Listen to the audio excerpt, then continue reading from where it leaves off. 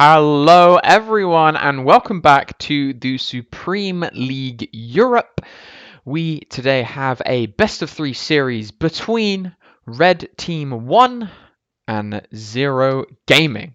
There's going to be a best of 3 between those two teams, and I am very excited. My name is JT. I will be casting today with, joined alongside, you may recognize her from previous games. I've got Shrek Sauceboy. I'm going to call you Sauceboy because I like that. How are you, my guy? Yeah, I'm doing good. I'm excited to see Zero Gaming come back. Especially excited to see that Poppy return, maybe. Yeah, I feel like I've really bonded with Zero Gaming, having cast basically 3 of their games at this point now. So yeah, I'm kind of vibing with them, and I feel a bond. I think I'm a bit of a stand for Zero Gaming at the moment. But at the moment, we are waiting for a few of the members of Zero Gaming to just finalize and get ready for the first draft, first game. In the meantime, I do have a little pre-game interview organized with the team captain of Red Team 1. I've got Red RT1 Rengo in the sidelines, who will be bringing with me in a few seconds, just to get a bit of an idea of this game, because it's got a bit of a history. Apparently, there's been some trash talk back and forth, and I wanna learn a little bit about it. I hope to take you on this journey as well, and viewers, thank you for tuning in, and let's bring in Rengo and see if we can learn a little bit about what has been going on between these two teams. Oh, T1 good Rengo. evening. Hello, good to see you here. How are you feeling before the game starts? How you doing at the moment? Good. Like ready, pumped. We have full weekend of games, 2 games. The first Zero Gaming, then Momentum. So yeah, hyped. Good. Nice and high. That's what we like to hear. So, from what I've heard some whisperings that there's been a bit of some trash talk. Seems to be a bit of history going on between you and Zero Game. It's a bit of a hype No, match. it's not the Zero one that has the trash talk hype behind it. It's the Momentum one. I mean, there is some connection between us and Zero Gaming. My jungler played in the same league as most of Zero Gaming members, so they know each other a bit. So, but like there is no bad blood between Zero Gaming. Momentum, on the other hand, Yeah, Momentum. They are, they've got the famous, infamous, sorry, Xandar on their team, who is, Mhm. yeah, a little bit of a trash talker. But no, well, good that both teams are on good footing. I don't think there's anything wrong with a little bit of light sportsman ship trash talking here and then. But I'm excited for this best of 3 coming up. Obviously, I don't want you to give away any of your team strategies or anything. If you want a mind game, go for it. But how are you feeling going into these games against Zero Gaming? What are you expecting? I think Zero Gaming is gonna be one of the harder matches for us too. Like NSF, I think they are.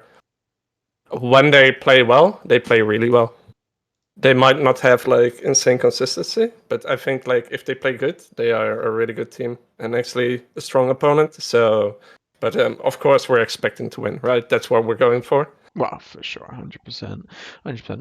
Always going to go for the win. I respect that. And yeah, as you said, from what I've seen, when Zero Gaming, when they show up, they really do show up, and they have that fantastic level of play when they all are present, if you will. I've heard maybe one of them might still be asleep, so as to whether a sleepy top is going to be a factor into this game, that'll be something to look into. Absolutely. Are you looking at any particular person on Zero Gaming or any champs that you're scared of particularly? I mean, we have the Poppy on their top laner that's like becoming infamous at the moment. Yeah. I know that their ADC is pretty hyped. I know that their ADC is also pretty good. Outside of that, no, not really actually. I mean, the Poppy is just infamous. I mean, my coach said that we were fine with it. Like we have ways to play around it, to deal with it. So it's not like, oh shit, we have to ban this guy's Poppy. Like coach will just outdraft the Poppy, just put her outside, just clean it up like the janitor does. Okay, throwing down the gauntlet, kind of saying that Zero Game, you want this famous Poppy pick on the top lane, you can have it. You're pretty confident you can work around it. I mean, I'm not saying we will give it. It depends, of course, to the comp what our coach is thinking about. Like, it's still a champ that has one ability that can stop an entire comp, right? Like, I mean, two mostly. W and what you call it? W and ulti are just like, hey, you're playing a dive comp? Good luck. Get out of here. But yeah, we're not afraid of it that it's gonna take over the game if it's not a counter towards the comp. Oh, fair enough. Oh, that's good to hear.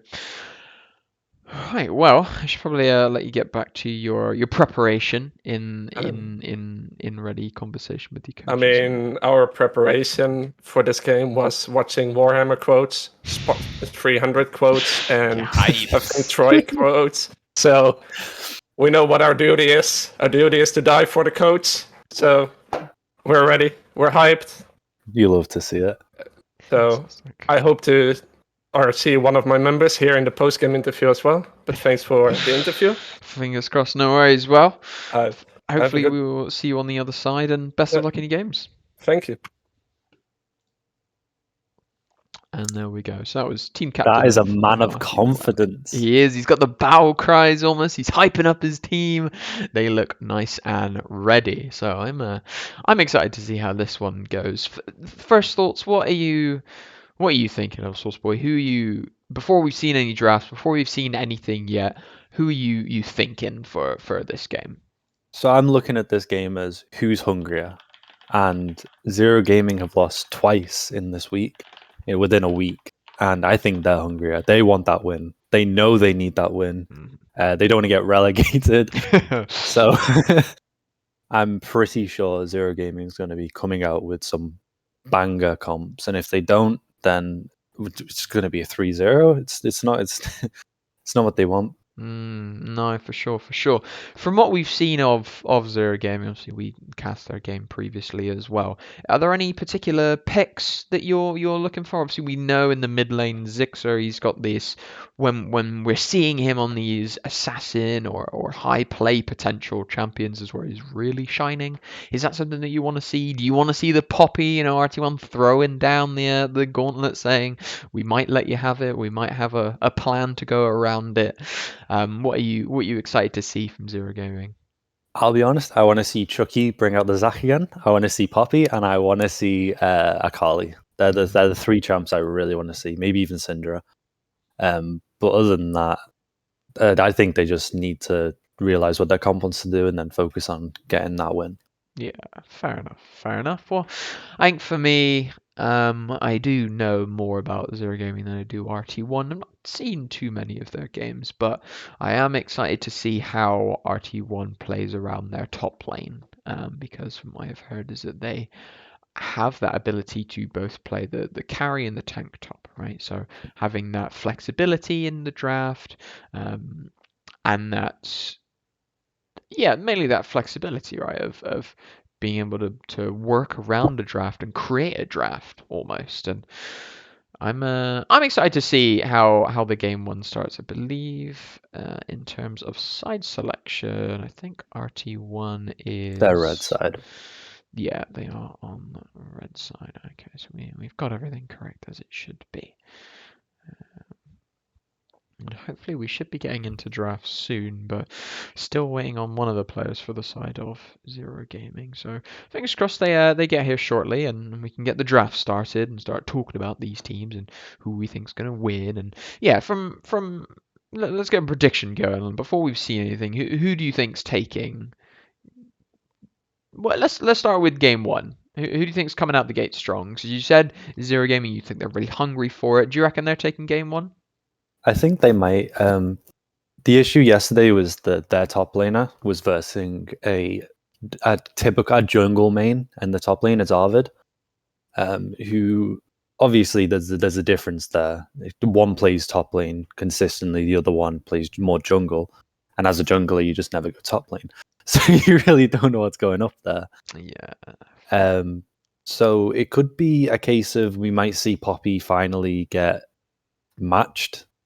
We could also see a case where they're even outclassed because we haven't seen them versus a top lane yet. So it could go either way, and RT1 definitely have a strong top lane.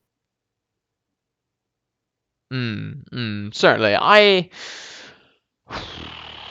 gotta go with the boys. I'm back in Zero Gaming. I think as Team Captain RT1 Ringo said that when they do come out strong, when they are on that consistent play, they do really well and they make their picks and their drafting, as we have seen, can be really strong, especially in that game one where they did have the Poppy counter draft.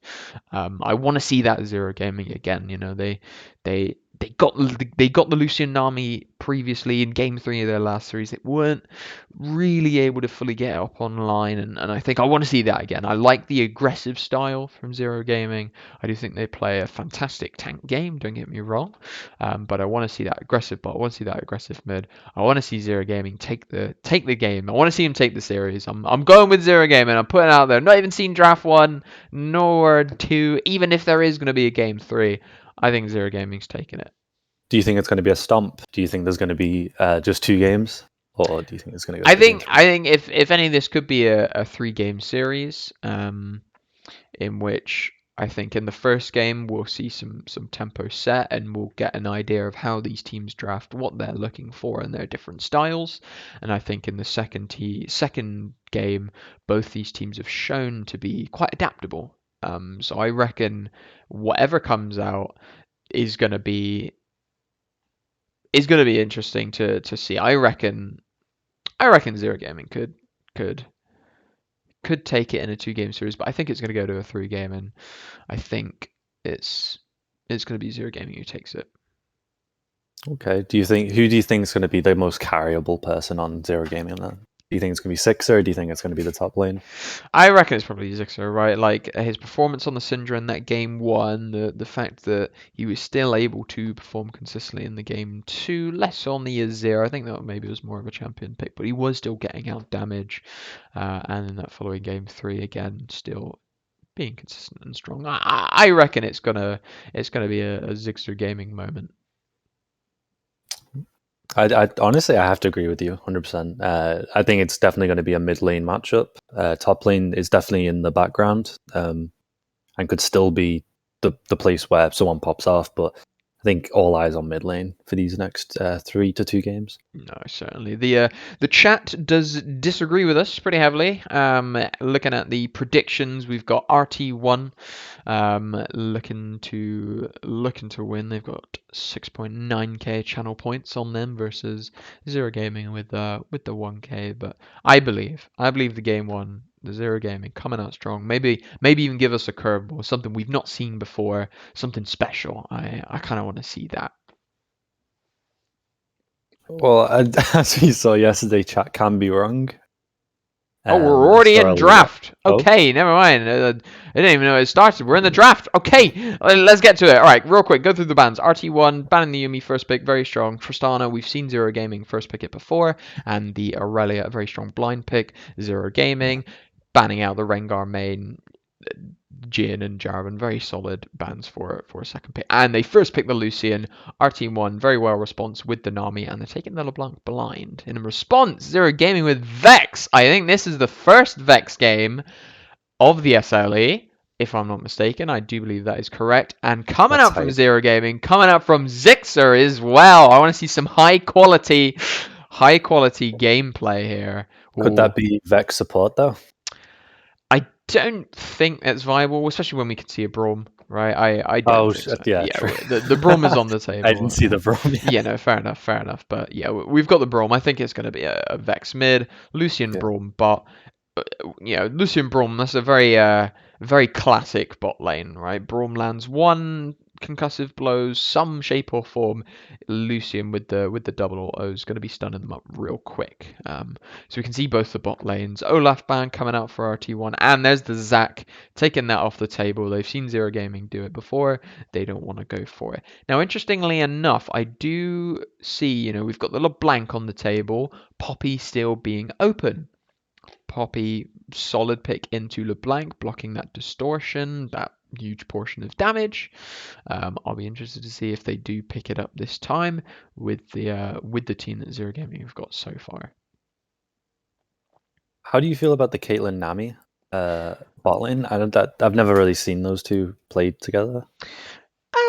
Yeah, so Caitlyn is quite a self-sufficient AD carry, having that huge range advantage, right? She's going to be able to stay safe, away from the Braum, not having to worry too much about anything that Zero Gaming could be trying to creep up on from the support role, right? So I think Caitlyn's going to have a nice safe bot lane until the junglers start getting involved. I think that's where Nami is mainly going to be. I think we are having some client bug issues in the draft. So do you think this is going to be roaming Nami straight into mid lane, following Shadow in the jungle? I'd like to say I think the electrocute roaming Nami. It might even not be the electrocute. And could be more of a supportive to enable those roams. So just a quick update at the moment. Red Team 1 seems to be having issues with their draft. They're not able to actually pick their champions, but they have actually picked up Poppy. So RT1 have picked up Poppy on their side with the first pick that they had. In response, we're going to have the Mordekaiser coming out from Zero Gaming. RT1, they said they had a plan for the Poppy. What greater counter pick than to pick it yourself? Ooh, okay. And the Mordekaiser to respond to that Poppy. I honestly don't know which one beats the other, but and the Hacker. Poppy going for the drain tank, or Mordekaiser, sorry, with the drain tank, so just trying to out-sustain the Poppy at all stages, right? Maybe the early game they'll have some contingencies that they could fight over, and the Graves pick from RT1. So apologies, some low draft issues at the moment, but RT1's full team of Nami, LeBlanc, Caitlyn, and in second round they have gone for Poppy, Graves, and Zero Gaming, their draft is as complete as we see it. Now, as we load up into the draft, into the game, tell me a little bit about these drafts. Pick a team. Tell me about their draft. What's their plans? What are they looking to do? What are their objectives this game? Okay, so Zero Gaming, straight up, just I think has a really good draft. Even though Hecker's there, and Hecker's honestly not that great of a jungler at the minute. I think he works really well into the Vex and the Lucian. especially with the all-in engage potential with the Vex ult. On the other side of that, they're kind of weak in the pick potential. They don't really have much pick per se, other than the Mordekaiser. I'd So I say think the that's where they Vex. fall off. To be fair, the Vex does have some of that potential with that long range ultimate to jump onto champions if it does connect, understandably. So I think there's going to be a good distinction between Zero Gaming using the Vex ultimate for pick or team fight. RT1 on the other hand, going with the safe bot lane with the Nami Caitlyn, enough disengage to get away. Obviously, the Braum, solid counter pick into Nami, block that wave, just defend all that damage. You know, when Caitlyn traps, if she tries to get those precious headshot procs, obviously bush trapping and whatnot to try and enable it. That Braum shield going to come in huge utility if you're blocking it for the Lucian. Obviously, if you caught out yourself, well, that's kind of on you, but we don't need to worry about that. I think this Lucian's going to find himself in a decent position enough to be able to survive and go on the offensive when it is appropriate enough.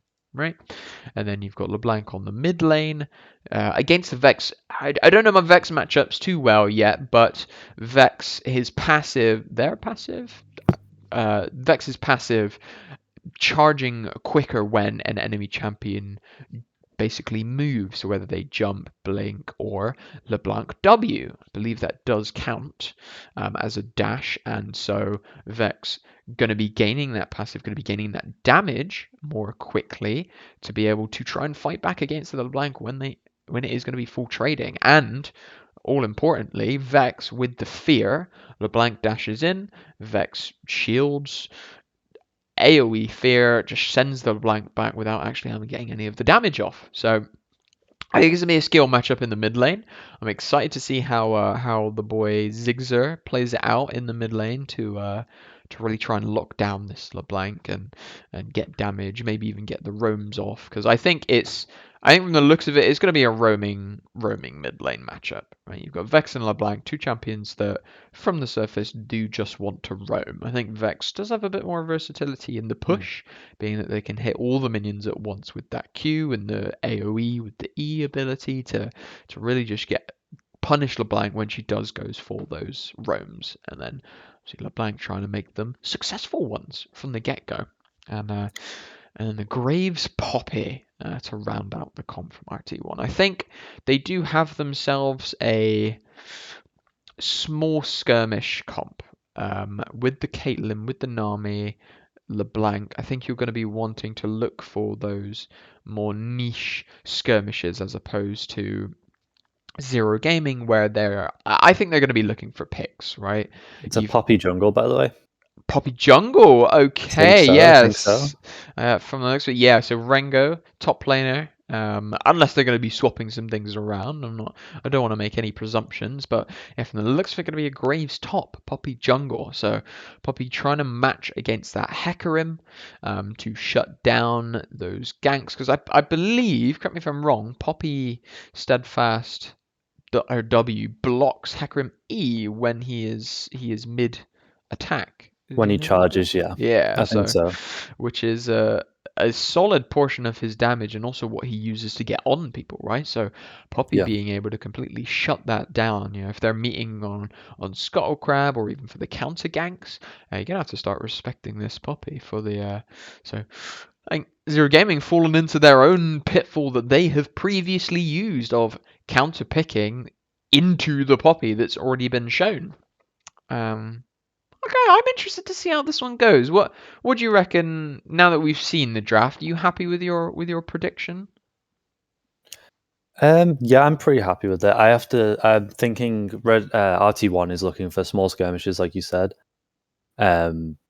But Zero Gaming have the potential to break up that skirmish into smaller team fights with Mordekaiser ult, Heka R, and Vex R. So it can really basically disrupt the entire dynamic of RT1's comp, which is, they all want to look after each other and they all want to be near each other. Yeah. But yeah, it completely gets rid of that. I think Caitlyn has the range though to maybe potentially bounce back and stop basically the splitting off of a team. But with LeBlanc, you've not really got that mid lane peel that you'd want for a Caitlyn Nami, and especially a Graves jungle. You're looking at very, very low range other than the Caitlyn. I think it might be a Graves top. So he's just going to be looking to push out the Mordekaiser, not really have to worry about any fights because Mordekaiser's never going to be in a position to do it. Try and get him under tower, but Mordekaiser can be. Once he starts getting those Q levels in there, the obliterate really starts to clear waves pretty quickly in his two abilities as well, his grasp and his obliterate. I think I'm looking at the draft. If I had to choose a draft, I would go with RT1. I won't lie to you. Okay. I would want RT1's draft here. I think they've got, like I said, that small scale skirmishes, but I think there's always the snowball factor, right? LeBlanc, Graves, even Caitlyn to an extent, if they get going, they really get going. And you know, we had a previous experience earlier today with the Graves in our solo queue game, so we've definitely seen what it can do when it gets going, and I think it's going to have a lot of shred potential as well against the members of Zero Gaming. But ladies and gentlemen, we are loading into game this moment for game 1 of Zero Gaming versus Red Team 1. I'm looking forward to this. I think it's going to be hype. Do you think there's going to be any invades? Well, Zero Gaming, pretty much, they've always shown us to do a 5-stack, right? I don't think I've seen a game where they don't do it. So I think they might stick to the guns. They've got the Braum, so with the Lucian as well, a really solid bot lane pairing to help for the invades. Vex gonna have that fear. I believe it starts out with it as a passive, and Mordekaiser, once he's able to get that passive up, consistent damage. I definitely think they probably have the advantage on a level 1 fight. So how that actually goes and whether they choose to take it is going to be another thing. But we are loading into game now, and we should be able to put it just like so. Make sure we get the right one on. There we go. Okay, so we are loading into game. Gonna see what these teams decide to do for game number 1. I'm gonna take a little drink. Oh, they're gonna be meeting in the bot lane. They both pinged straight to the bot river. Oh, but looks of it, the RT1 just going for a 5-point cover. Zero Gaming doing the classical 5-stack as we are used to seeing. Are they gonna catch anyone out? Is the question. Leading with Braum, yep. Oh. Mino up on the top side, complete 5-point cover. Lune gonna get in the bush. It's gonna spot out immediate flash respect, but the Braum Q does connect. Are we gonna see any follow-up flashes from the side of Zero Gaming? No, just gonna back off. They got the flash. They're more than happy with that. Free flash, right? Yeah, this is exactly what you want on a 5-man stack. You want to catch someone off guard, and Nami was just too far up. It was a really good Braum Q. It was, and wasn't able to get anything off of it, which is unfortunate. Well, obviously they got the flash, but I don't think any of the members wanted to commit anything further, as I don't know how worth it would have been. But Lune in the bot lane, going to be flashless for those next few minutes, and I think it's going to be important for how. Ooh, little meet up in the mid lane. Ziggs are trading out some damage, and LeBlanc did get the electrocute proc, so gonna come out on top. Graves, he was hovering that bush. He was hoping to get a a cheeky trade onto the Mordekaiser level 1. Little bit of a cheese, and he's just gonna zone him off completely with that range advantage, right? Fleet footwork. He's gonna be able to take any trades he wants. Now, looking at the jungle off of the invade, we do have Zero Gaming ward up on the blue side. Same on the reverse. RT1 warding out the blue for Chucky here. Now, nothing too crazy happening just yet. No? Hector's if he's planning on ganking bot level 3, maybe, but his pathing was kind of a troll. He went from red to raptors to croaks. Interesting, yeah. I mean, I can see the appeal. Wolf trading onto Zixer there, showing that even with the distortion, and Vex gaining those passive stacks, still able to out damage him in these early games because he can dodge the E so easily. No, Heko is just trolling, I guess. Oh, Lucy's got gonna a step on the push trap. there. Concussive blows connects, but just a little bit of spicy trading off in the bot lane. Nothing too special. Hecarim with the gank in the mid lane. Distortion gonna pop out. Wolf running backwards. Does have the flash. Flash from Zigzag. Gonna force out the flash, but the ignite ticks down, and that's gonna be first blood to Zero Gaming. Chucky on the tower. Not gonna get caught out enough for him to go down, and that is a clean first blood for Zero Gaming. Crucially onto Hecarim. I guess be unpredictable with your pathing. Yeah, I guess they couldn't read it. RT1, they know the blue buff was up, so I guess they didn't anticipate Chucky to come from that direction. Oh, they've got a dual yeah, invade up in the coming top lane, RT1, they seize the advantage, just taking out that blue buff. They're camping in the bush. I don't think they've been spotted so far, but Zero Gaming smells a shirtless, sweaty man, and they're not going to go for anything, and just going to concede that top side. Sanik's going to obtain himself a lead in CS through taking Hecarim's top side, and going to force him down to the bottom crab, and looks like they're going crab for crab. Yeah, exactly. I think the kill was worth it, but at the same time, you're losing basically 2 more jungle camps. That's 8 CS, and then the entirety of Poppy's blue side's just straight up gone. So he's going to be down quite a bit. Yeah, the flank missing from the bot lane. Ooh, second trap does connect. Randolph gonna go down, take some damage from those Caitlyn traps. Meanwhile, Chucky caught in his own jungle. Wolf taking him out with the blinding chains, not going to connect the second. Here goes the Mimic. Can't get it, but Zixer coming in just to try and dissuade the rest of the team. And yeah, RT1, look at their map presence at the moment. They've completely lit up the bot side. But meanwhile, Concussive Blow is going to connect for the side of Tricky. Not going to be able to get the kill. Ignite ticking away. Toto going to survive a slither of HP and no kills from either side in the bot lane. Now, Tricky running the heal, whereas Toto going for the cleanse, respecting that Braum, knowing that is that dangerous element that once you're caught in the concussive blows, you're in trouble. Oh, 100%. And already Poppy's just farming as much as possible, trying to keep that lead going in CS and top lane. It's just brutal. They're beating the hell out of each other. Okay, Drew gonna find Rengo on the grass. We're not going to get anything. Randolph roaming up to the mid lane just to wave hello, maybe kill a cannon minion or 2, and make his way solemnly back to bot lane. Try and clear out some of this this vision going on further side of RT1 that they really are keeping on top of it. And Heka's biggest weak spot at the minute is the fact that he can't go to his blue side at all because it's so well lit up, and going to Poppy's blue side is suicide when they have a LeBlanc on the team. You can get that almost instantly. Yeah, but Zero Gaming playing for the prio in mid lane, trying to obtain some of that pressure. Looks like they are going to be starting up the dragon. Now, Hecarim attacking on the first dragon of the game. Looks to be uncontested so far. We do have some pings coming out for the side of RT1. They know something's up, but they don't quite know what it is. Yeah, I think they're just giving it, honestly, at this point. Little Poppy can do right now. Zigzag with the ultimate on Wolf is going to dash in. Ignite coming out onto Wolf, sticking down low from the HP, but not going to be able to finish off the job.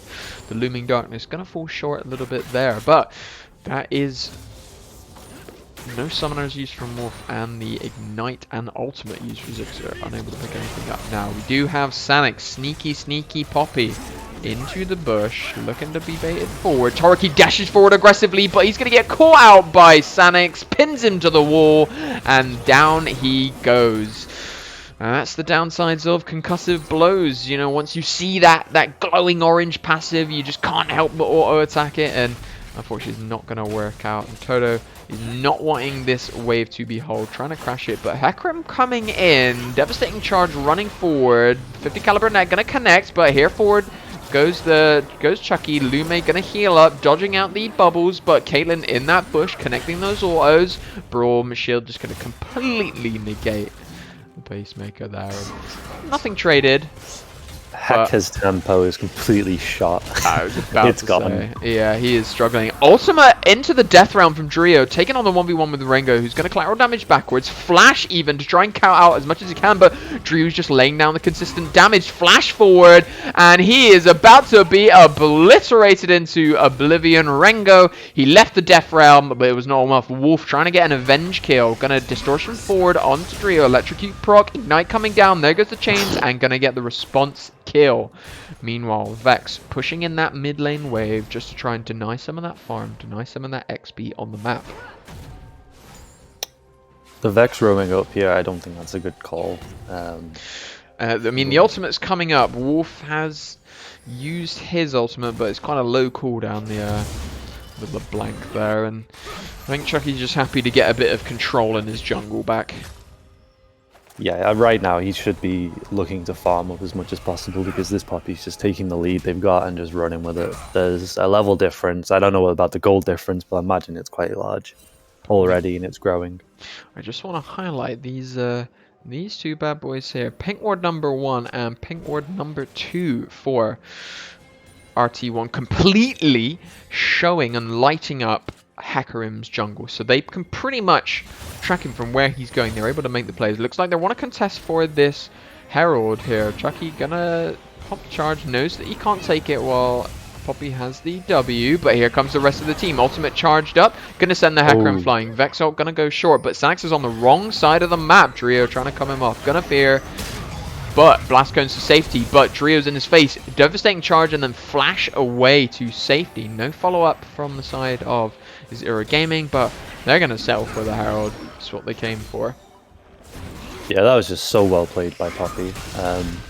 Although they got caught out, they used everything in their kit just to make sure that they had as much disengage as possible. Like you said, with the E flash, it's just crazy. Yeah, but in the bot lane, looks like they're not suffering. Oh, Lucian going to get forced to heal as Toto lays down those traps. That's the power of the Nami. You land that one bubble, never mind overstepping a little bit, not going to be able to, Tarky, not going to be able to find anything. But here comes Wolf. I can hear the howl. Goodbye, Lucian. Never any the wiser. Assist going over to Toto and Lune there. So clean roam from LeBlanc. Zero Gaming, they're not going to sit still. They are, again, shoving out that mid lane. As I said, Vex does have that potential, but he's only secured himself a 5 CS lead at the moment. LeBlanc is just so quick on these roams to get back into lane. They're barely losing anything. I mean, just look how crazy the vision difference is. Whenever the objective's coming up, you want to make sure as much vision is on that side of the map. And like, just look at this. Dragon is up in 1 minute, and look at the vision. There's 4 pink wards right here at bottom side for RT1. They know exactly what they're doing. They have their game plan clear cut. There's such a clear distinction in their objectives. You can see it visually so easily just from looking at where their vision is. Yeah, 100%. As you saw, like as soon as Herald went, all of those blue side wards from RT1 went straight into his bot side jungle, and they just aren't clearing them. They're not walking through bushes to make sure that the vision's gone. They don't have roam timers at all. It's crazy, the vision difference. Yeah, Caster's Curse, of course, as soon as you say they're not clearing them, bot lane goes and takes one of the multiple pink wards. Are we going to see Hakarim? Is he going to walk over the other one? No. Nope, he walks past the bush, because why would you need to know? Oh, Herald popped in the mid lane now for Zero Gaming. Gonna try and punish this LeBlanc roam even more. She's only now returning to base.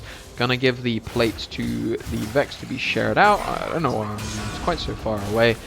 Drew, he is looking chunky on this Mordekaiser, just able to completely step up to the graves, the Rengo. Ooh, but meanwhile in the mid lane, devastating charge coming out from Hakarim, followed up by the ultimate. Oh, Zigzag flashes forward, not able to connect the Q to kill Wolf.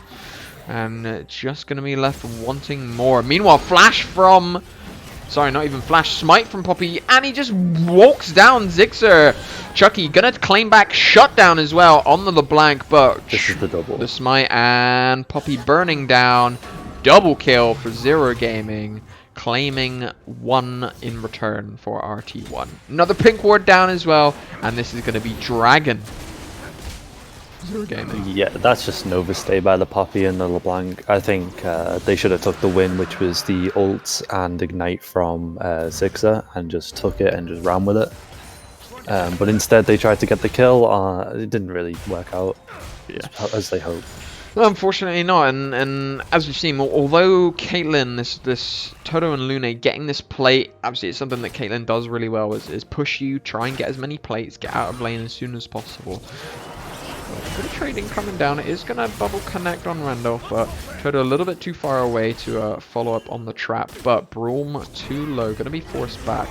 You know, in the mid lane, showcasing just how slippery LeBlanc can be. Oh, Drew. Oh, he's sending Rengo to the death realm. Going to be chasing him down to the utmost walls. Obliterate doing 250 damage. Not going to be able to prop the passive. Rengo kiting him out. Flashes once again, but the flash obliterate. It wasn't solo. It was not enough damage with the isolation to take him down because he wasn't able to get it. But Rengo going to be forced back. No TP. So hopefully, Drew hoping to extend a bit of a CS lead at the moment. And that's what I was talking about with that Vex passive to just stop Wolf in his tracks, stop the LeBlanc from charging in. Never mind, Wolf jumping back with a distortion, but the Zigza on this Vex is dealing a decent amount of damage. Already got the Mythic, mind you.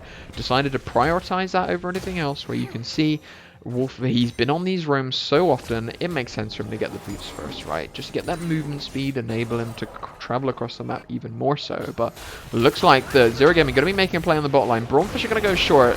Nami Wave going to be dashed over by the Hecarim ultimate, but here comes the Poppy. Hammer time! Off you go.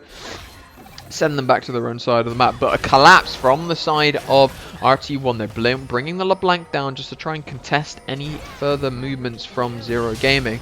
Wolf going in just to get some poke, but ends up on the worst side of the trade.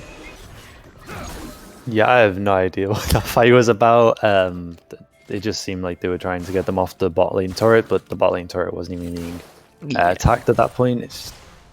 I think they could have used their resources to send mid lane to attack that and try and open that up, because I think that's the most important turret in this matchup.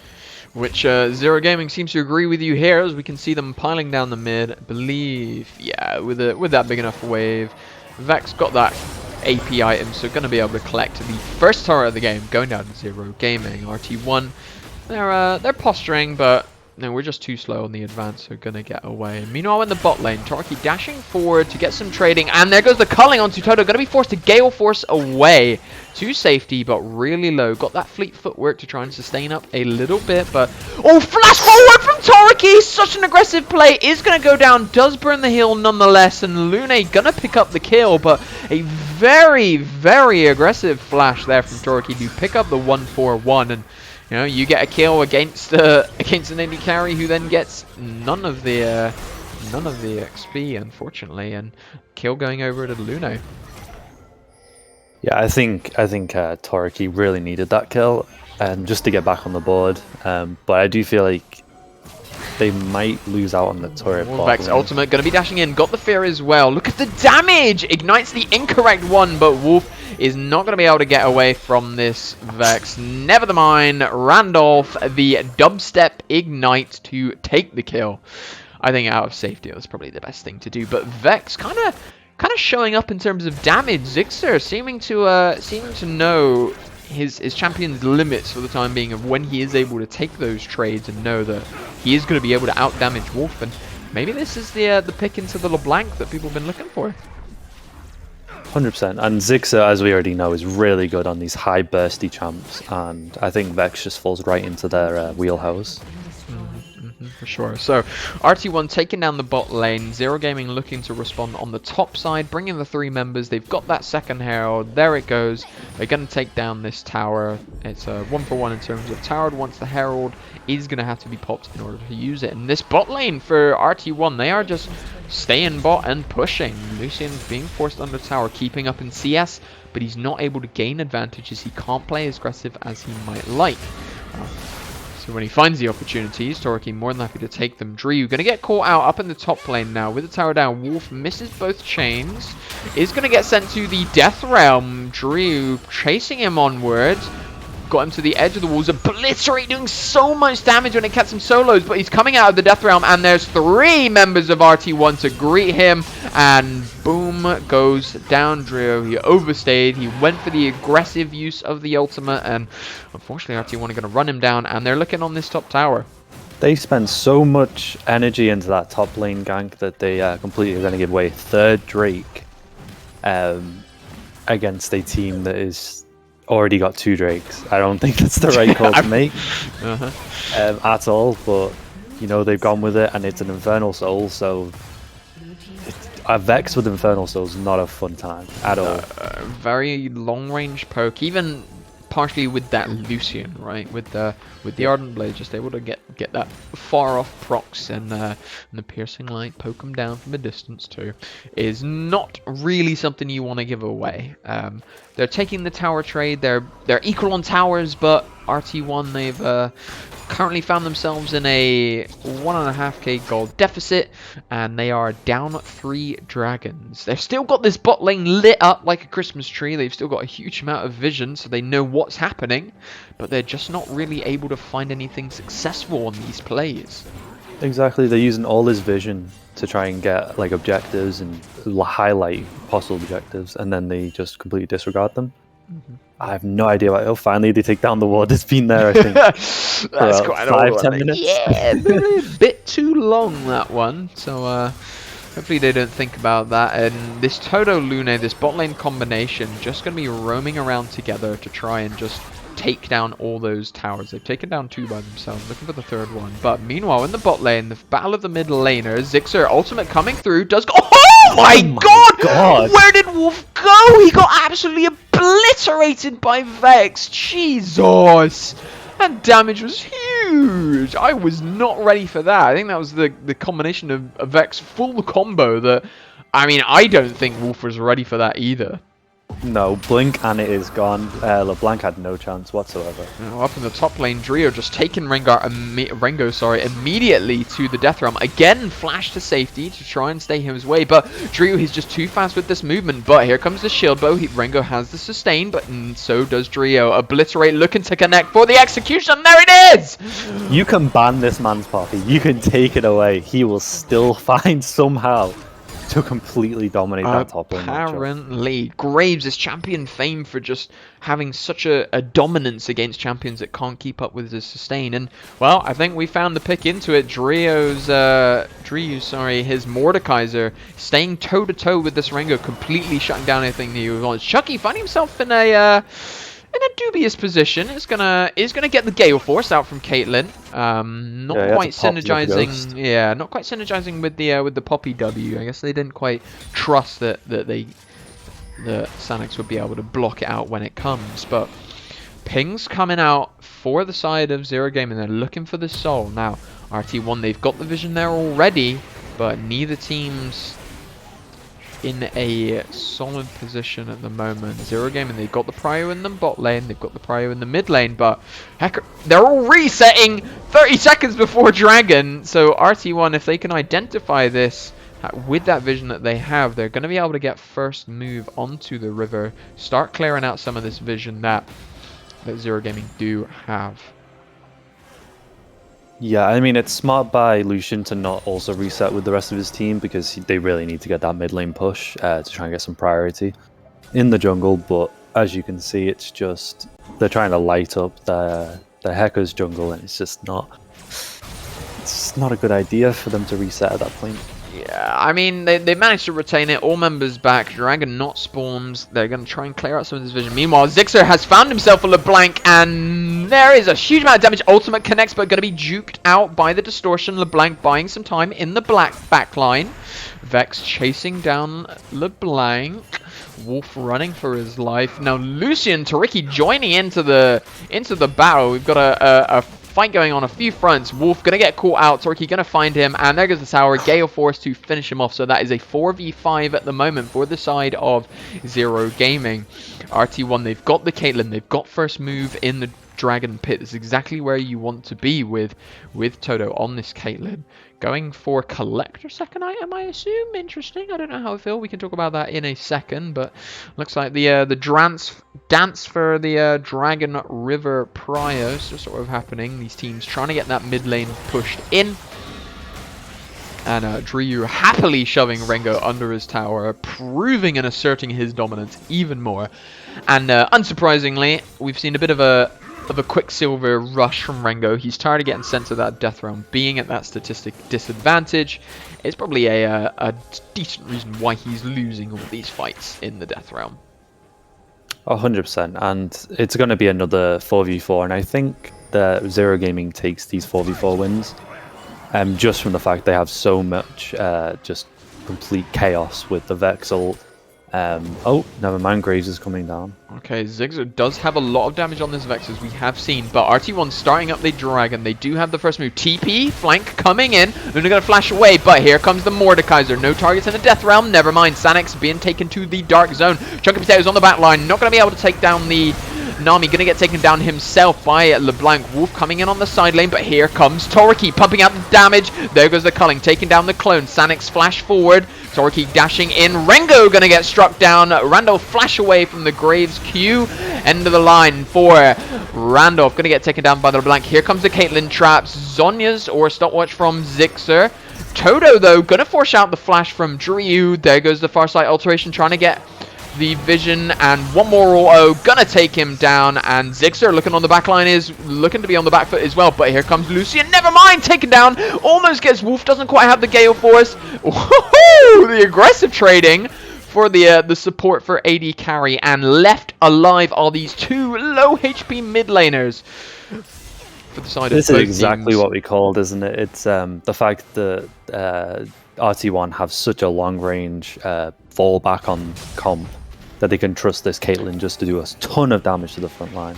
And she certainly was doing that, just kiting out the rest of the members of Zero Gaming, who they were able to get the damage off, just not enough, and so many surviving players on such low HP for so long. It's one of those things where you just want it. And it looks like we're going to get the team fight part 2, because neither teams had the capabilities to take Dragon, so they're both straight back down to the Dragon Pit. Side lanes be damned.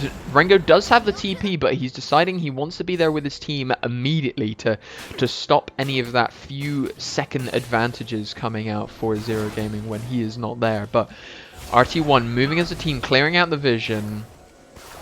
It's a dance of death at the moment. Which team's going to pull the trigger? We have ultimates available for all of them, for both teams. Toriki finding Wolf, stepping up, not going to take anything, but Toto going to be forced to use the Gale Force. Important cooldown to keep down. Sanik's going to shove them back, but in the back line, Vex, there he goes! The 2 on the ultimate, going to take down the 2 key members of Caitlyn and Nami for the bot lane. Second armor, not going to connect, and it's a slaughter! It's a 5v0! Okay. That's exactly what we knew was going to happen, because Vex is literally the chaos bringer, and as long as they get into the backline, then the entire point of RT1's comp is just gone straight away. They can't fall back on that Caitlyn if that Caitlyn no longer exists. And the Nami as well. Both bot lane got taken down by the Zigzag, coming in with a huge flank. That is going to be both Dragon Soul and Baron from Zero Gaming. They've secured themselves a huge advantage, now propelling their lead even further. 5k gonna go up to almost 10 with that Baron secured, and RT1, they're gonna have to start playing from the back foot now.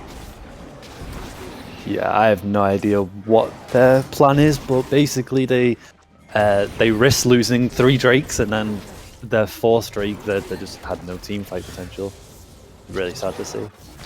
Very unfortunate to say the least. Right, we can see these teams going to be shoving out top lane for Trio. They're looking to collapse though. 4-man committed to the top lane to try and find this Mordekaiser, secure an advantage where they can. Heroic charge backwards, but Trio's walking away. Never mind, he's getting slowed up to the death throw! Oh my god, where did Lune go? He's 3v1 at the moment. Drew taking down one. Can he find the second? Here comes a shield. The death grasp for someone else, but there's just too much kite from RT1. Even in the face of a 4v1, Drew still manages to find the pick. And here goes the rest of Zero Gaming collecting on those side lanes. Mid lane tower gonna fall. Zixer on this bot lane tower. Doesn't connect the Shadow Surge ultimate, so not gonna pick up the LeBlanc. And Wolf roaming up to the mid, try and get something else in return. Now an 8k gold lead. Not managed to propel it much further from when they secured the Baron. Largely in part to that shutdown, Drew going down in that team fight there. And, yeah, I have to say I can't even think of another top laner right now that could match Drew. No, I mean they had to commit 4 members to even take him down, and that was at the loss of one of them, right? Fantastic target selection from Drew. Melt down that Nami. He did so much damage with that Death Grasp. He pulled back 3 members and just absolutely obliterated them immediately. Going up to the top lane now, where you can see Braum, Hecarim, and Vex sharing out this top lane, looking for that top T2 now. So right now, how do you feel like they should have their position? Should it be a 3-1-3? Should it be a team fight angle? Or I think at this point we've seen a 5v5. I think they need to be. I think Zero Gaming needs to be 4-1ing, or just enabling Zixer to get these flanks, because he has been team fighting phenomenally this game and just dealing a stupid amount of damage, finding those crucial members on the back line. Now it's a 4-1 as I suggested. Sanik's gonna find the ultimate on 2. Flash is coming out from the Braum to safety, but meanwhile, in the bot lane, Drew gonna be left alone, just shoving in this bot lane by himself, happily farming away to take this tower up. Back in the top lane though, Sanix, he's looking for something, trying to pull the trigger for RT1. They just can't find the pick that they need. Wolf looking for a flank. Chain's not gonna connect on Zixer. the level difference in mid lane just makes it so you can't go in that on that Ziggs at all. Yeah, that is a level 16 Vex with Cloud Soul, with Horizon Focus, mind you. So if he connects that ultimate, whoever he goes on is going to get bursted. Sending Wolf into the bot lane to try and contest against Ryu, but no one wants to get in the face of this big boy at the moment. No, absolutely not. I feel like the Graves pick, while it was good early in the lane pressure, it just couldn't carry it on. Ooh, oh, we've got a pause. coming out. We do have a bit of a breather, so we can talk about the game state at the moment. So, Zero Gaming, they're in a really favorable position, right? They're 9k, almost 10k gold lead at the moment. They've got a huge tower advantage. They've got prio wherever they want it, whenever they want it. But the one thing they have struggled so far to do is break the base. They've got soul, they've got dragon soul, they've got their siege potential, it's not as good as RT1's, is it? It's not RT1. They've got the wave clear. They've got Rengo on that Graves. They've got Caitlyn, that wave clear supreme, able to just set up those traps, really deny any trigger pulling from the side of Zero Gaming. I think they're in here. Zero Gaming, they need to get Zigzer right to initiate that team fight. But the problem with that's such a dangerous thing, because if that goes wrong, Zigzer dies, that's almost a guaranteed win team fight for RT1, and that would completely upset the game state at the moment. Yeah, 100%. I feel like this is going to be a elder angle, and then it'll go into a team fight, and whoever wins that team fight will probably win the game. I think that could. I think that Zero Gaming have secured themselves a lead now, to the point where if they were to lose a fight, they would still be able to come back, right? Oh, 100%. But if they lose Elder, I think that's where the game possibly flips into the side of RT1. Yeah. A quick update on the pools for everyone. Chucky, jungler for Zero Gaming. I think he might be a bit nervous. He doesn't want to throw. He's had to dash to the bathroom, so we are just waiting for him to come back, and we'll be able to resume this fiery game one. I guess the nerves got the better of him. No, we don't want to blame.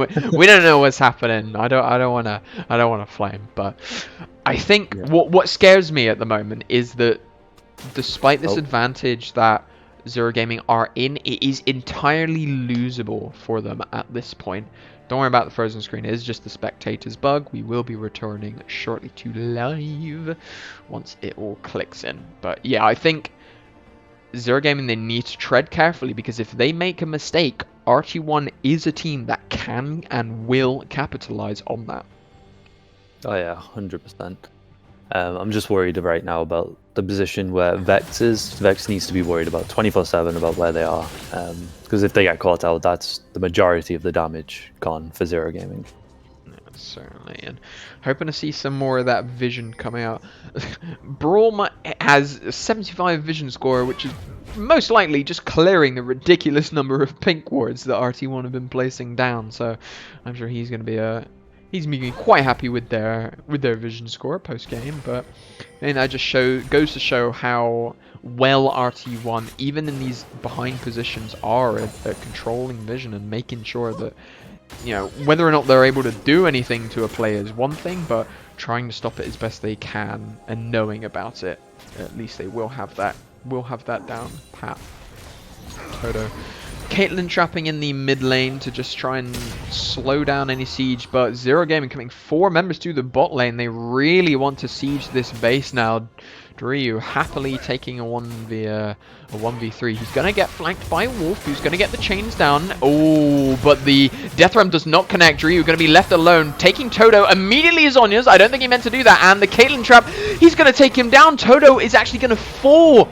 Sorry, Ryu is going to fall, and here comes the collapse. 1 member down. RT1 start taking down Zero Gaming. They isolate Randolph. They take him down. Wolf on the flank. Here comes the aggressive redemption for the side of RT1. They're posturing forward. Toriki going back. Zixer, he's got the Shadow Surge landed. Gonna play defensive. The correct choice, I think, for now. They're on the back foot. They're running. Wolf playing aggressively, throwing out their trines, trying to find something. Zixer, no fear. Gonna connect for now. And it looks like RT1 are going to secure themselves a little bit of an advantage. They found an inch and they took a mile, right? Like, they got those 2 kills off of the back of Ryu. Pretty much misclicking there. He definitely did not meant to Zonya's, especially when you've just dragged Caitlyn into the Death Realm.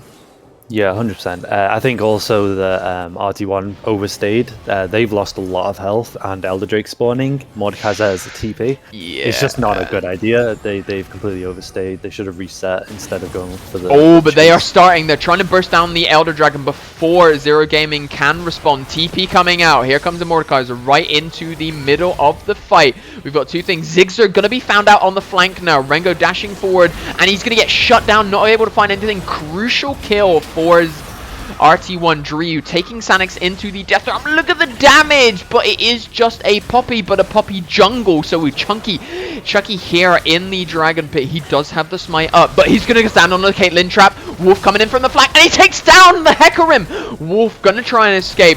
Ryu just not able to make anything happen, and it looks like RT1, they're going to take the Baron. Wolf going to fall to Toriki now.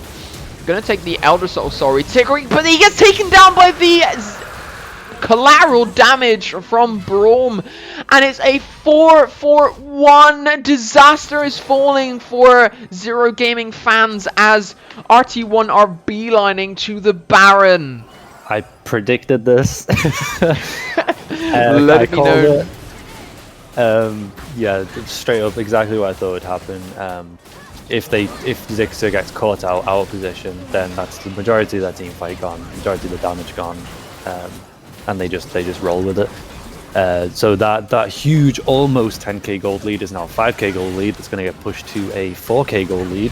Rango TP just to secure, and never mind, Ingo Zixer gonna secure the 1 kill on Toto, looking for a follow-up on anyone else. Sonic solo, gonna get killed by the Baron. Not gonna, but the Vex gonna get the 3rd kill. That's ever so crucial. Rango in the pit alone with a Braum, but he does have Infernal Soul. He's gonna be taken down. It's a disaster for RT1. Chucky gonna swipe in and take the Baron. It's blow for blow. What is happening in this Zixer game? is a monster. What an absolute monster. Beast, buying a huge amount of time with that Zonya's, finding those crucial members for RT1, but look at Zero Gaming. They're charging mid. They've got Baron. There's 3 members down. They've got 15 seconds. Are they just going to take the inhib, or are they looking for more? Oh, I think they pushed top at this point. I think so. They've don't broken the have the base siege. once. They're going for the triple inhib strategy. Let's go, boys! Personal favorite of mine. Lets the enemy team come back, just farming off of those double super minion waves. But Drew gonna be finding themselves on the wrong side of town. He's gonna get caught out. Follow up Caitlyn trap, and he is absolutely melted. And there's the danger of Caitlyn. Toto showing us his prowess on that Caitlyn. You stand on one trap, you get CC'd by anyone else, you're getting trapped, you are getting bursted. Oh, 100%. And it just seems like even that small victory, the RT1 is just getting absolutely demolished in their base. They've got no answer to this Vex whatsoever. Other than Vex playing poorly and just being out of position. It's just, as long as Zixer plays right, then there's nothing they can do to it. For sure. I don't want to say it out loud, but Zixer, his shoulders must be feeling heavy at this point, knowing that his positioning, his team fighting is crucial to Zero Gaming's victory at this current point in time. They are still, well, they're 8k gold ahead, so they've managed to stay consistently ahead. They've been farming up all of those side lanes, and they are winning out in terms of CS, keeping them ahead as they are.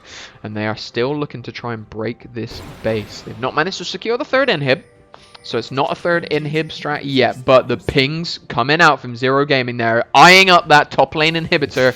They know what they want, and they're committing to it. Drew, TP coming up in just a few seconds, but not going to be there. Rengo down in the bot lane does not have a TP of his own. One inhibitor respawn for RT1. Poke from Wolf. That's the utility of LeBlanc, I think some people don't know, is that being able to distortion forward, get the vision, just identify what the enemy team are doing from relative safely.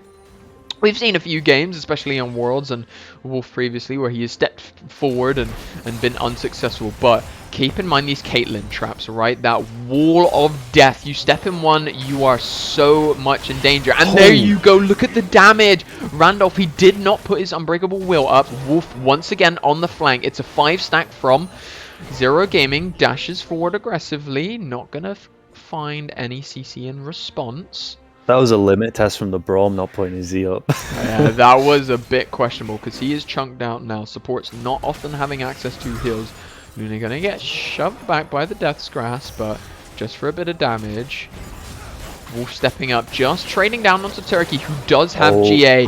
There goes the ultimate. Zixer does find it on Rengo. Is he going to take it? Slowly expiring, and it does expire. So, Shadow's Grasp down. Look how fast Vex. it's recharging though. I'm pretty sure that's like a 20-second cooldown or something. 54 seconds Oh, okay. for Zixer. So he is able to fire out the Shadow Surge, consistently, and he is one item away from full build. He's completed the Rabadons. He is dealing a ridiculous amount of damage. He is looking, he knows what he wants. He's looking for that play-making ultimate. Yeah, 100%. If that landed on a Caitlyn or Nami, I think he takes it. I think so. I think he's looking to get them grouped up at a time where he can just cause absolute chaos. He's got the Zonyas to buy time for his team to come in. Drew farming up a storm where he can. They're gonna go for a bush trap or something like that, I'm pretty sure. Elder Soul respawning in 1 minute, but Zero Gaming, they have the first move. They are getting the vision up on this dragon, so they know what the enemy team, RT1, is planning. But Sanik's going to be caught out here, going to charge up the ultimate, sending Hecarim away, so it's just a Braum by himself, but he has the team. Zixer, Shadow's Surge not going to connect. Very crucial, because that would have turned the fight. Now, Zero Gaming wanting to delay for that ultimate to come back up. It's such a key thing. But look, mid lane, they have a super wave pushing in. TP is available for Drio at a stance, so if they do decide to go for it, they always can do. But look at Toto setting up these traps, absolutely melting them down. Toriki doing the culling. Wolf on the flank. Chunky going in, charging forward. Death Realm now taken with Rengo. Wolf in the backline trying to make it, but Zixer forced out on the Zonyas. Caitlyn trap, goodbye! You just cannot Zonyas around Caitlyn when he's near. Wolf in the backline looking to make it happen and is able to find consistent disruption. GA pop for Toriki. He's going to get chased down. Here comes the Caitlyn ultimate. Oh, ace in the hole. Bye-bye. Blast Cone, not to safety, but here goes Chucky. He recognizes that they're going to have to recall at least one member as he charges forward. This Elder Dragon is falling so quickly. Here goes Chucky trying to trade down the inhibitor. One recall coming out. In fact, a teleport coming down from Rengo to secure the safety of his inhibitor. Chucky respecting. He knows that the enemy team could be following up from behind. Does not have any vision of it, but gonna safely recall. Ooh, it's a 3-for-1 for RT1, and they're gonna secure themselves the Elder Soul once again.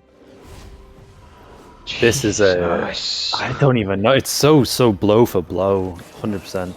Despite it, carry on, sorry. Unless there's a miracle from this from Zixer again around Baron, I think the RT1 just take it again. I think so. It's these team fights are so min-maxable. Todo absolutely playing so well with these trap placements on Caitlyn. Cannot be understated that he's pretty much the sole reason his team is still able to make things happen. Zixer, oh no. It's a disaster. He steps up, gonna get slowed by the Nami empowered autos from Todo, and that looks like the RT1, they're not going to be repeating their mistakes of the past. They make sure they get a pick on that crucial member first, and it looks like they're going to get themselves a free Baron. This may be the first time in history that the 3 inhib strat will work. No, they never got the 3 inhib though, so it's not the 3 inhib strategy. Okay, we can't. Okay. No, they never were able to secure that top one. That's where the play just didn't quite connect for the side of Zero Gaming. So once again, the 3 inhib strat still proving to be unsuccessful. Whether we see that change is something else, but the gold at this point is almost irrelevant. Members on their 4th, 5th item, looking at the 6th for certain teams to try and eye that up. RT1 barreling down the mid lane to try and find those advantages. Now they've got that almost unfightable Elder Soul. Todo with the GA up and ready. Toriki, his is still on cooldown. He's got about another 3 minutes on it before it is up. Yeah, 100%. Unless there's like some miracle from Zixer, the team fight's just gone, isn't it? I'm gonna keep repeating that because that's just the case. RT1's relying a lot on this Caitlyn, and Zero Gaming is relying a lot on the Zixer. It's blow for blow. Certainly, and just a sign to appreciate just the amount of disruption that Wolf is bringing to these team fights. Sitting in that back, still having that damage threat. He's only on 3 items, but he is still more than capable of absolutely one-shotting Lucian if he oversteps the mark. And just having that ability to not enable Zero Gaming to commit to these full fights, I think, is such an invaluable ability, and Wolf is really showing himself off here. Yeah, as you can see, Zix is just right in the backline, away from vision, trying to make sure they can look for some sort of backline access. RT1 going for the 4-1 at the moment, committing Rengo down to that bot lane. Zero Gaming splitting up to try and answer.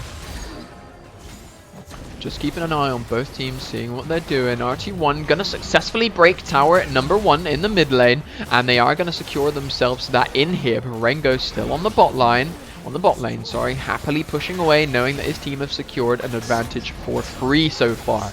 RT1 making their way through the choke point happily, and they're looking at this tower. It's 5 members of both sides in both this bot lane for both teams.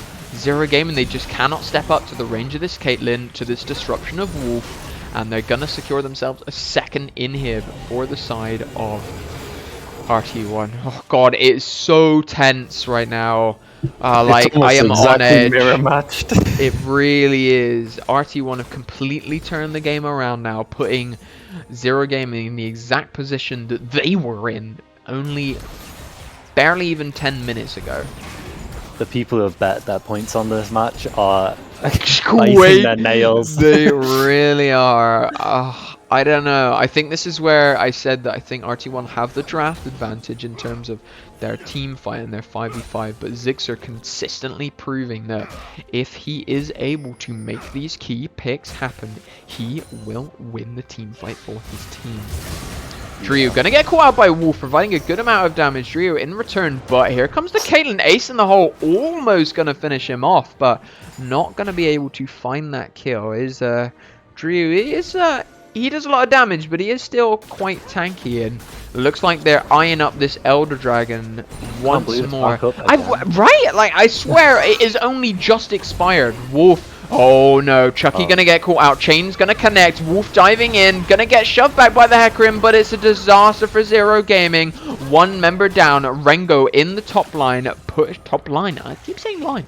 In the top lane, shoving in that tower, forcing Zero Gaming to split their attention. They need to make a decision. Are they going to commit to the 4v4, or are they going to tap down Rengo? And I think they made their answer. Rengo overstepping, going to get soloed by Tariki with flash as well. Okay, connection from Zixer of the Shadow Surge. They are grouping up together. He is unstoppable when he ults, so he's not scared about Poppy, but he doesn't take forward. Drew in the backline finds the ultimate against Wolf, who is able to kite out long enough to survive. No one dying either side. This is a nail-biting team fight. If anyone understeps the mark and die, it will crucially turn the tides as RT1 turn their attention to this, frankly, free third Elder Soul of the game. This is just going straight onto RT1. But as soon as they took out Hecker, I knew that the death time was going to be too long. Yeah, for sure. It was almost guaranteed that they would get it. They did try to get some base in the meantime. Not going to be able to find anything successful, and losing Rengo, his flash, his shield bow, and his Mercurial Scimitar, which I believe they're probably going to wait out in the meantime. Baron, next objective up, but how on earth do you fight into a Dragon Soul? You just shouldn't, is the answer. No, Elder is just too strong. You just shouldn't fight this at all. Especially at this stage of the game, where teams are dealing a ridiculous amount of damage on their carries, so much so. Yeah. I mean, bye-bye, Red Buff, right? Yeah. Crits coming out from Caitlyn. Graves, if he's in your face, he is going to explode you. I feel like if they don't fight this Baron, though, or this team fight, the game's over anyway, so yeah. Okay, posturing from RT1. They've got 5 men. They're running it down mid lane with the Elder Soul. Splitting their attention up now between Zero Gaming now in the bot lane. Chucky looking for a flank, but gonna rejoin his team as RT1 turn their attention to Baron. Yeah, they've run straight mid. They got the vision, they got the presence, they got just as much push as possible, just so they can burst down this Baron and go straight into the base again.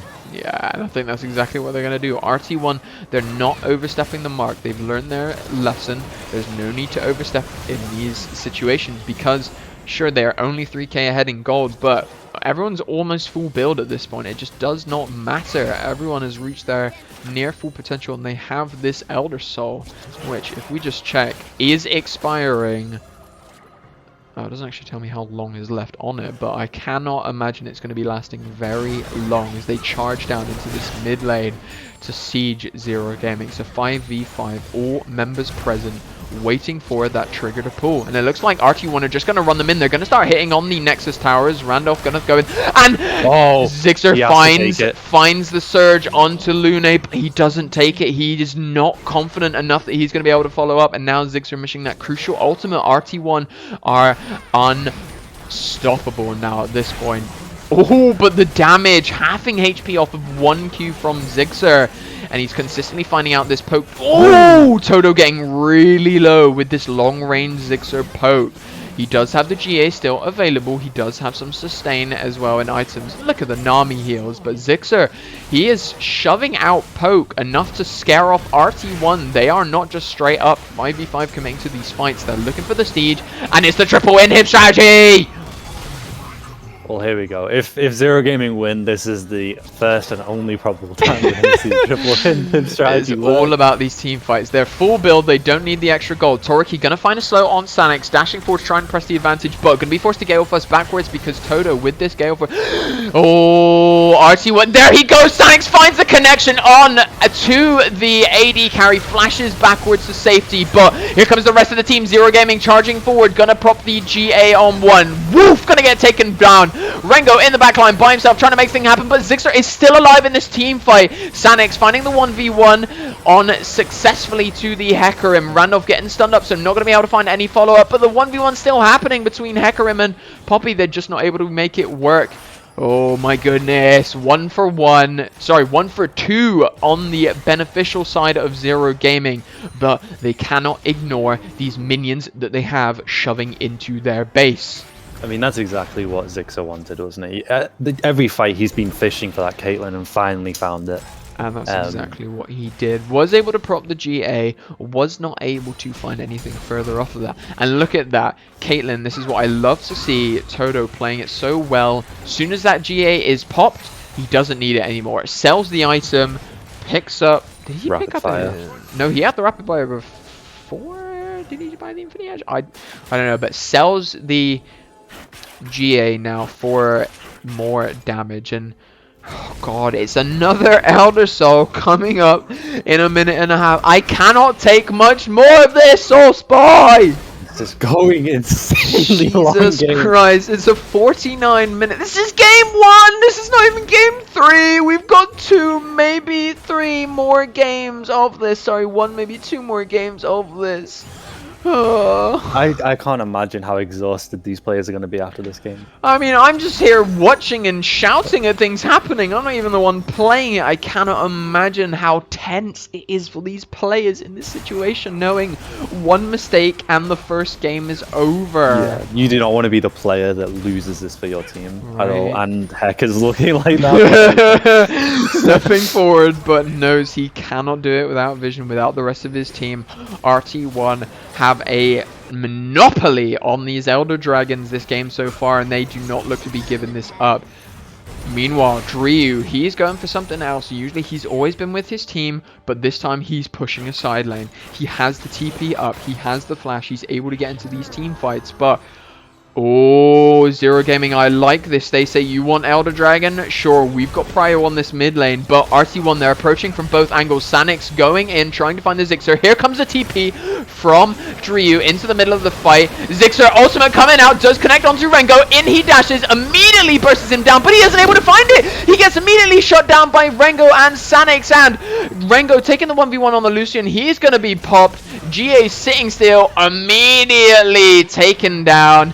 It is a 4-4-1, and I think RT1 are finally able to draw this exhausting game 1 to a close as Rengo goes in, teleports in, and thank God this game is over. Jesus!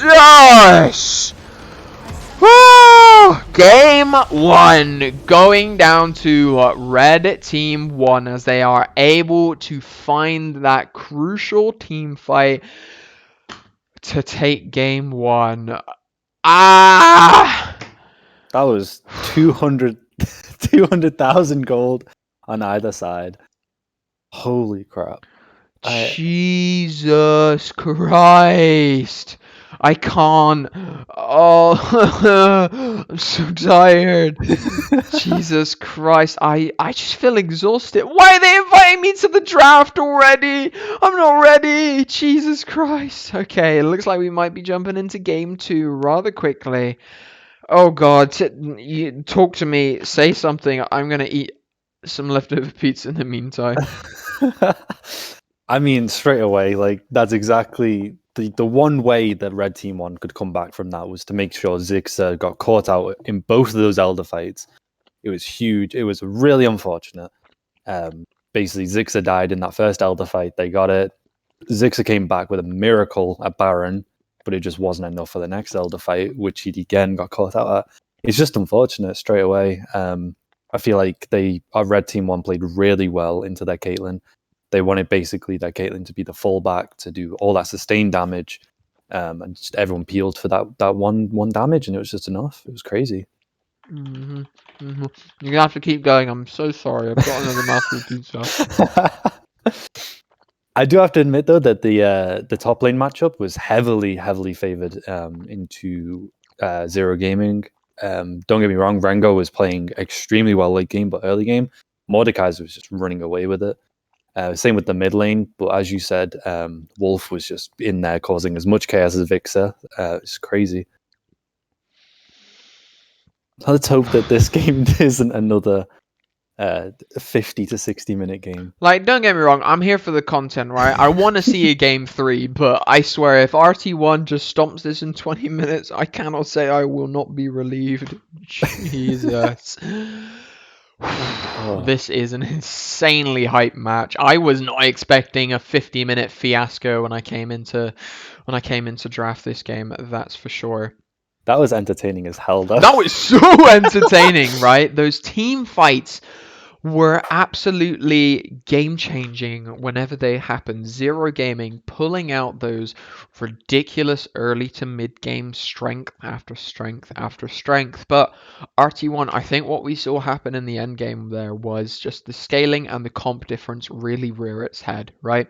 This Caitlyn was just creating so much space for the rest of the team. I gotta give props to Toto for their performance on the Caitlyn, and in my opinion, I'm giving MVP to Wolf. I think Wolf in those team fights create. I know, possibly controversial. You may disagree, and that's totally okay. But the reason I say Wolf is because I think all throughout that mid to late game stage where RT1 was on the back foot, they weren't winning these team fights because Zero Gaming were just able to find the follow up off of the Vex engages. I think Wolf causing absolute chaos in the back line, stopping the Lucian, stopping them stepping up to enable anything further from RT1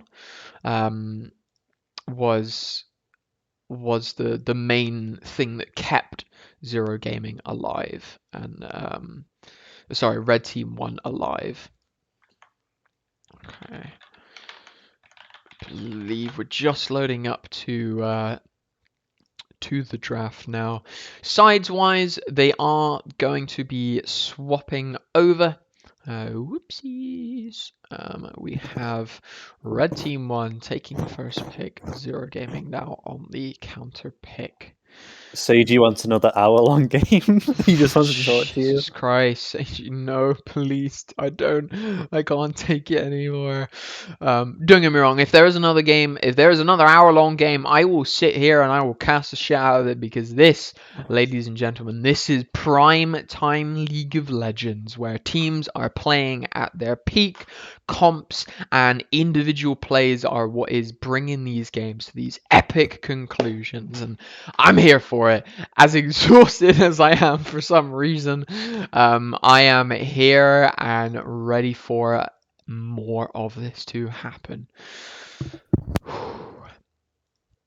We're just waiting on RT1 now to finish up, prepare themselves for this possibly final game if RT1 are able to close it out, or if Zero Gaming, if they're able to fix their problems in draft or stop RT1 from obtaining advantages in draft, then they may well be able to take a game 2. And it does look like they are ready, and we are going to be jumping into the next portion of the draft. Yeah, just pull up some background music. I mean, what do you want to see from the draft straight away? Do you want to see Todo again on Caitlyn, or do you want another different type of ADC? Toto really performed very well. I didn't ask. Did you have an MVP? Are you going to stick with the? Zixer was 100% MVP. Just that Baron play made me completely want to play. I mean, look, they banned the Vex. Immediately, our team won. They identified exactly what stopped them winning that game immediately. It was the Vex. It was the Mordekaiser. Yeah, so they 100% respect gap ban to Zero Gaming. I think that just goes to show, right, how proficient, and the Lucian, not even it's being a first pick Lucian, this just goes to show how proficient members of Zero Gaming are when they get these champions. Okay. Oh. Yumi's open, so we may see first pick Yumi, but RT1, they're hovering the MF, and they're gonna take it. First pick MF, so we don't get the Caitlyn Toto, we do in fact get MF Toto. Big team fight, even with the nerfs through to Misfortune. It has not changed her damage. It's affected her mana pool and her W are the main things that have been affected, right? But in essence, she is still the same team fight winning champion with one button. And RT1, they have shown themselves to be really proficient at these team fights. You know, Wolf disturbing in the backline, Todo providing excellent AD carry positioning and damage on those priority targets. And we do see the Ashe in response from Zero Gaming, so makes sense looking to shut down the bullet time when it comes in, or just to make picks where they can. And it's going to be Ashe, Braum hovered and locked in. It's the Freylordian bot lane masters themselves. I mean, I really like Ashe Braum. Their level 1 engage is so strong. So you really want to have like a answer to that within their support. So you want maybe Yuumi might be okay choice, but I think something a bit more like a just something with more disengage would probably be better, like a Nami or. And Hecarim going to be locked in first, but they do still have the second pick, so maybe they just wanted more time. Now, kind of interesting, RT1 taking Hecarim off the table from Zero Gaming. Now, I think they might have just liked what they saw, but Poppy on the table. Are we going to get to see Resurrect Zero Gaming? Poppy. I was really hoping for that bard. the Chime Master himself, go AFK, go roam the map, but no, they are going to collect.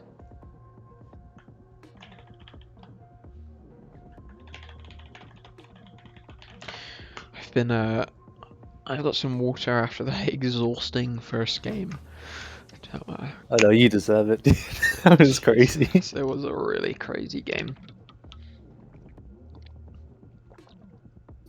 Jin Zhao into the Heka matchup. I really like this for Zero Gaming. It's a great choice. Much more of a meta pick, right? Yeah, and MF, just no damage goes on Jin Zhao in the bullet time. It's crazy. Yeah, certainly. In Zero Gaming, they can tell. I like what they're doing with their draft, right? They've identified what was the problem. Wolf on this LeBlanc just offering so much disruption in the backline, and so they just take it off of the table. And look at RT1. They are shutting down Zixer. They've seen exactly how well he performs, and they just don't want to go against anything as influential as the Aurelia or the Akali. This is the perfect place for Syndra. I'm just saying, like, they've got so much, like Braum, Jin Zhao and Ashe can all stop what they're playing through, which is bot lane. And I want to see the Syndra one-shot the MF. It's crazy. Ooh, Sion. Okay, so a really, really burly team for Zero Gaming at the moment. They've got 3 beefy boys, so it's gonna be almost undoubtedly a mid lane AP pick, right? Seeing what's available, you've mentioned the Syndra.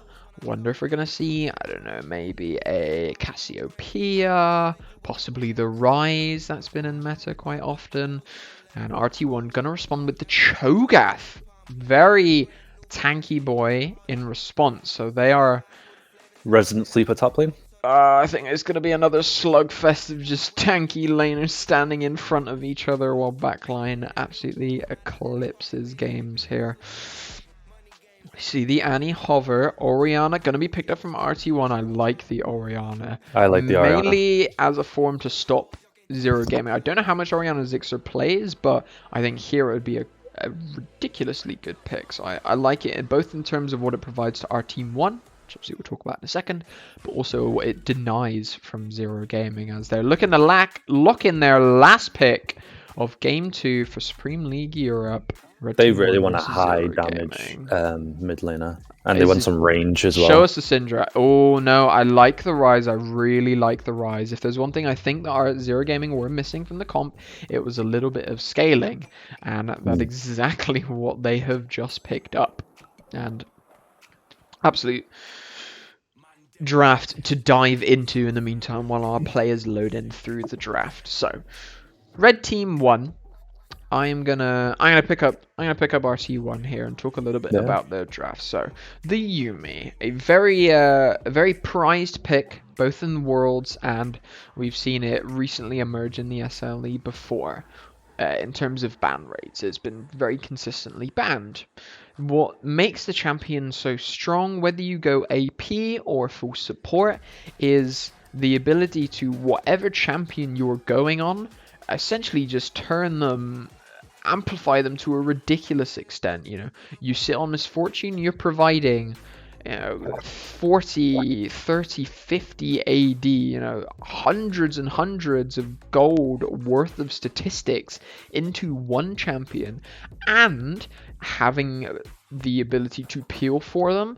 What I don't see is, I do see the Scion ult, so Yuumi ult is not going to stop a Scion ult when it comes charging at you, but it's able to slow down the enemy advance if they do get on whatever priority pick. And that's what's so good about Yuumi, is you choose who is doing. You can either choose to go on who's doing the most, or on who is able to be effective in these team fights in the best.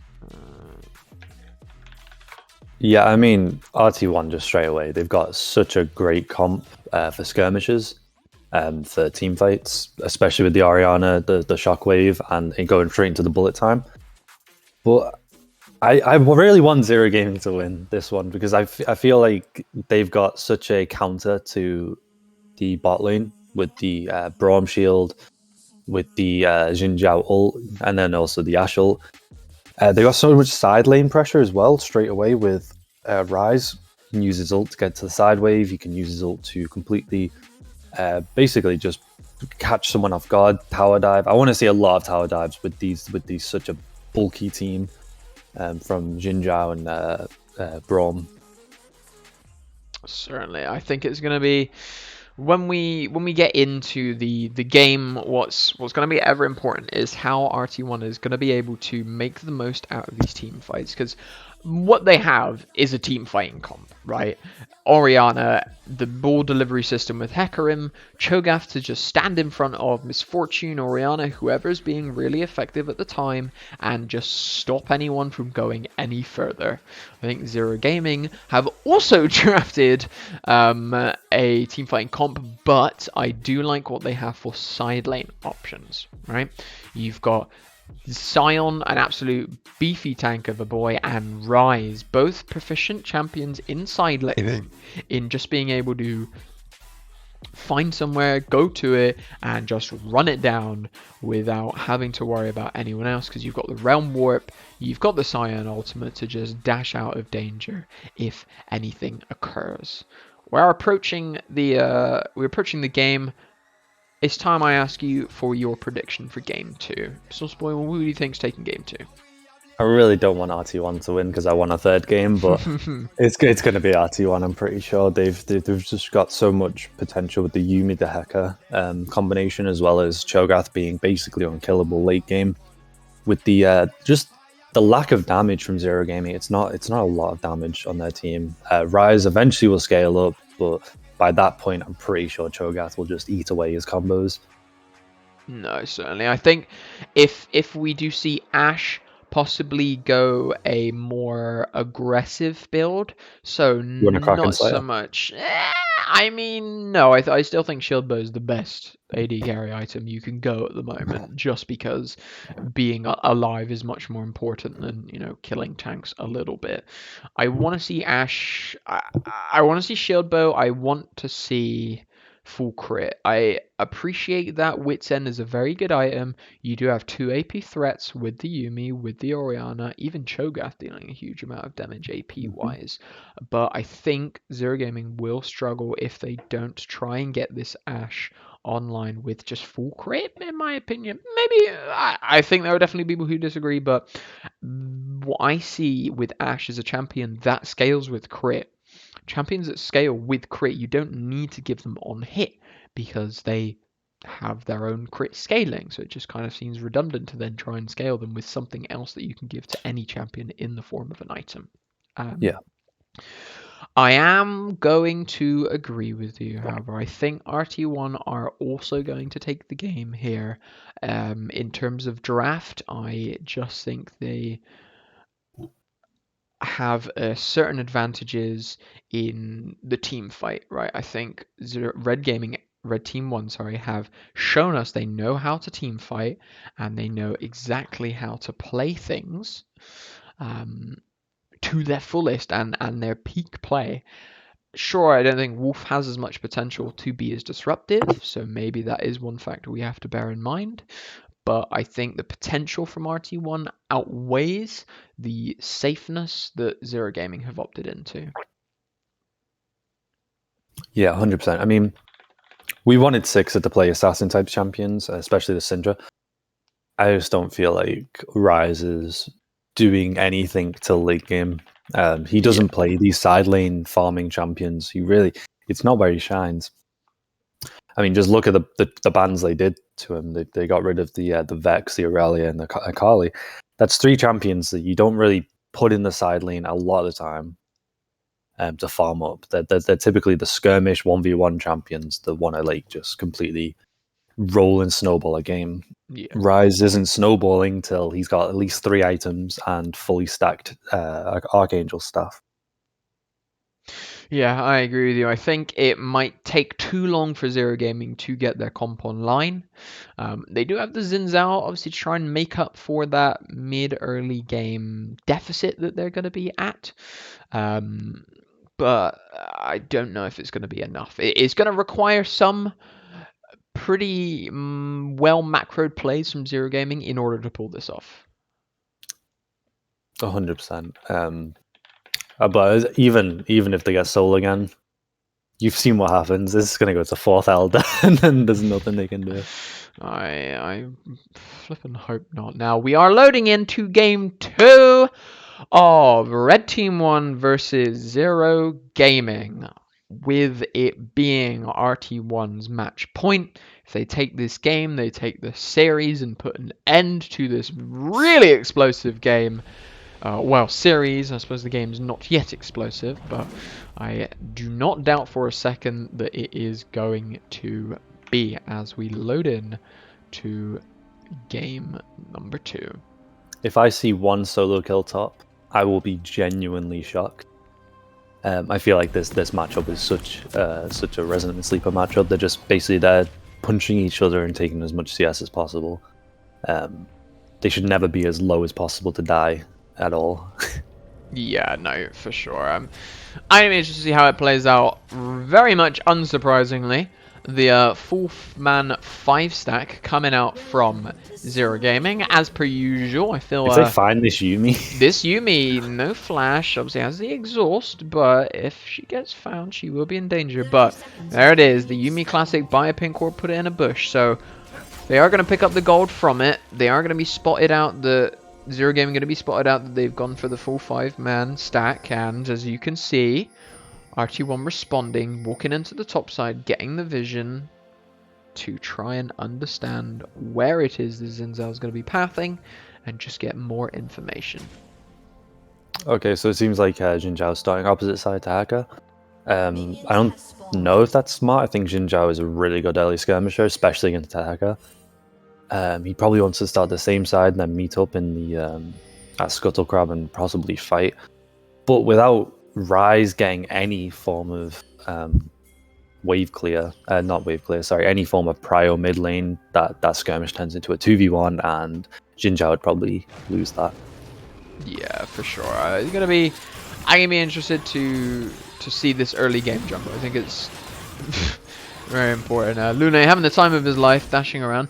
See, what he's doing is he's making sure he gives the buff to the person auto-attacking at the time. Definitely not just trolling around, but I think Lune's just really, really exhausted from last game.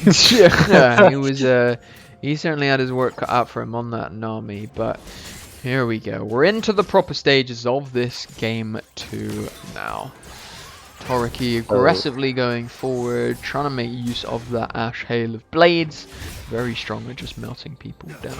Is Fortune gone for the Doran's Blade first as opposed to the Longsword? So I do wonder if we're going to see that into Crit MF as opposed to Eclipse. So in this game, that's probably for the best, as you have 3, almost 4 HP building champions. I mean, Sonic straight away is just flexing on Chucky on how to do a clear on Hacker properly, opting to go red, Krugs, then Raptors. Yeah, for sure. He's he's learned. He's not going for the full clear, and yeah, Hakrim doing it right this time with Sanix at the helm. I'm surprised that Sion's getting this low against against Cho'Gath. He's putting it well. Rengo on the Cho'Gath, he does have a very good amount of damage, but this counts with maximum HP. The Cho'Gath Vorpal spikes. Yeah, it does max HP damage.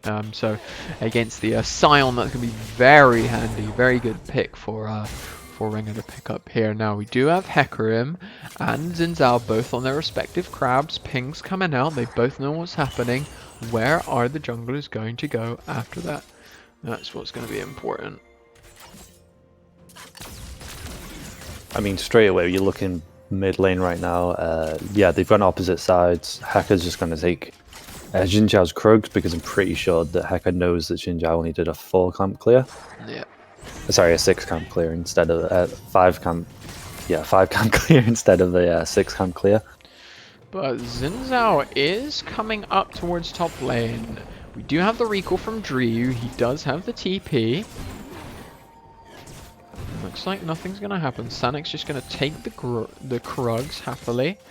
And Chucky not going to react or try and get anything in return. And it's just going to recall on a CS deficit. Toto showing the power of MF Poke with that Arcane Comet, with the Yumi as well. Torquay getting a little bit abused here. I mean, what's happening? Basically, there's this absolutely just skirmishing bot side without any form of realization that Ayumi's just bringing that MS straight back up to full HP. Yeah, pretty much. Not quite as intense in the early game, but still substantial enough to have to think about it. And Ashe finishing off the sustain, but here comes Sanix coming in for the gank onto the bot lane. Oh, gonna get slowed by the Make It Rain. There goes the Ghost. Toriki gonna flash, gonna obtain some decent distance, gonna be safe in the meantime. Does still have the heal available, and Ignite. Flash coming out for... Sorry, just Ignite for Lune, and Flash forced out from Randolph. And nothing traded over other than a few summoner cells, but RT1, Sanix helping to get this MF shove go into try and obtain a CS advantage in that bot lane. I guess that's what happens when you gank a lane that's got no real good setup. I mean, the MF is sort of good, but it's nowhere near as good as a hard CC champ like Nami. For sure. In this top lane, it's nice to see Rengo on the front foot here in this early game, whereas previously, obviously, the Grave versus Mordekaiser matchup is clearly not that kind, and he is the one doing the bullying for the time being. I'm really shocked that Dryu didn't take Darius. Darius was up, wasn't it? Maybe just I think the risk of the blind pick and Kite, and I think in Flex, Darius is one of those champions where he can still make plays happen. I don't dispute that for the slightest, but in terms of difficulty, Rengo now gonna be really aggressively trading with Dryu. Oh, does walk into the decimating smash though, so no follow up. Gonna be popping out more sustain in the top lane. So it looks like Sanix is actually going for the Drakes this time around. They had enough of giving the free soul up to Zero Gaming last time, so RT1 placing a little bit more prior. Oh, that connects. Dryu is gonna be happy with that one.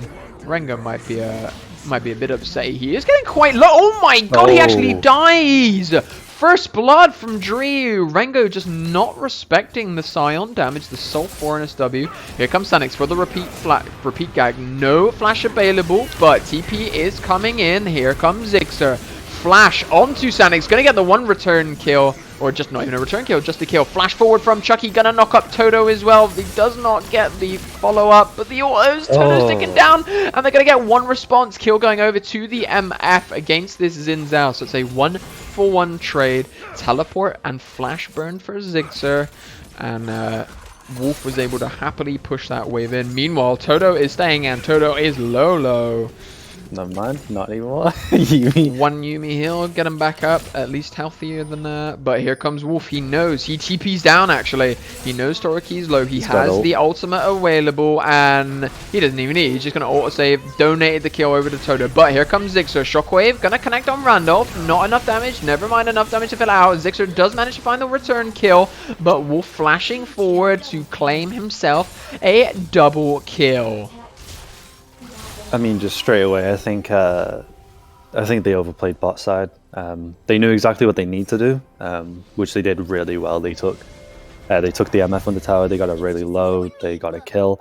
That's all they really needed. But then they decided to overstay, and then obviously, as you saw, Wolf just comes in. Your MVP for last game might be my MVP this game with that TP. That was crazy. Yeah, it was a very clean TP onto the ward, knowing that either way, you're going to find something. I think Ziggs are committing to that. Probably would have been just better to take the deaths, shove mid, you know, Wolf's TP bot lane. You can get that CS back up, seeing that he is at a deficit, but does opt for that. Now, we are seeing lethality MF, so going to be first lighting the Eclipse here, which I think works because Toriki, he's going to be really squishy. I think he's going to be a bit of a point of contention for as long as you can one-shot him.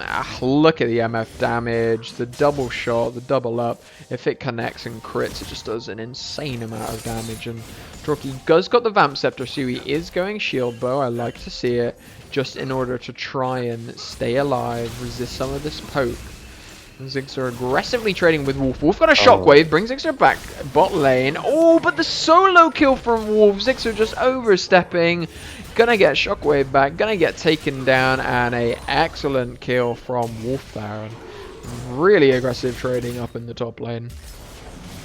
Yeah, they're just looking at how. I mean, straight away, Ziggs just knows right away that matchup should not be winnable for Rise in the 1v1 like that. No, for sure, and that is exactly why Orianna just able to kite out with the abilities, and when she's not locked down, she's just too fast. Yeah, and I'm not sure about if I mean, Darkseal already gives really good healing on pots, but does she have Toriki, Toto looking for the dive. Oh, but stun on the tower coming through. Toriki with the crystal arrow, and Toto's gonna die. No, the Yuumi heals are insane, providing enough health for Toto to survive that.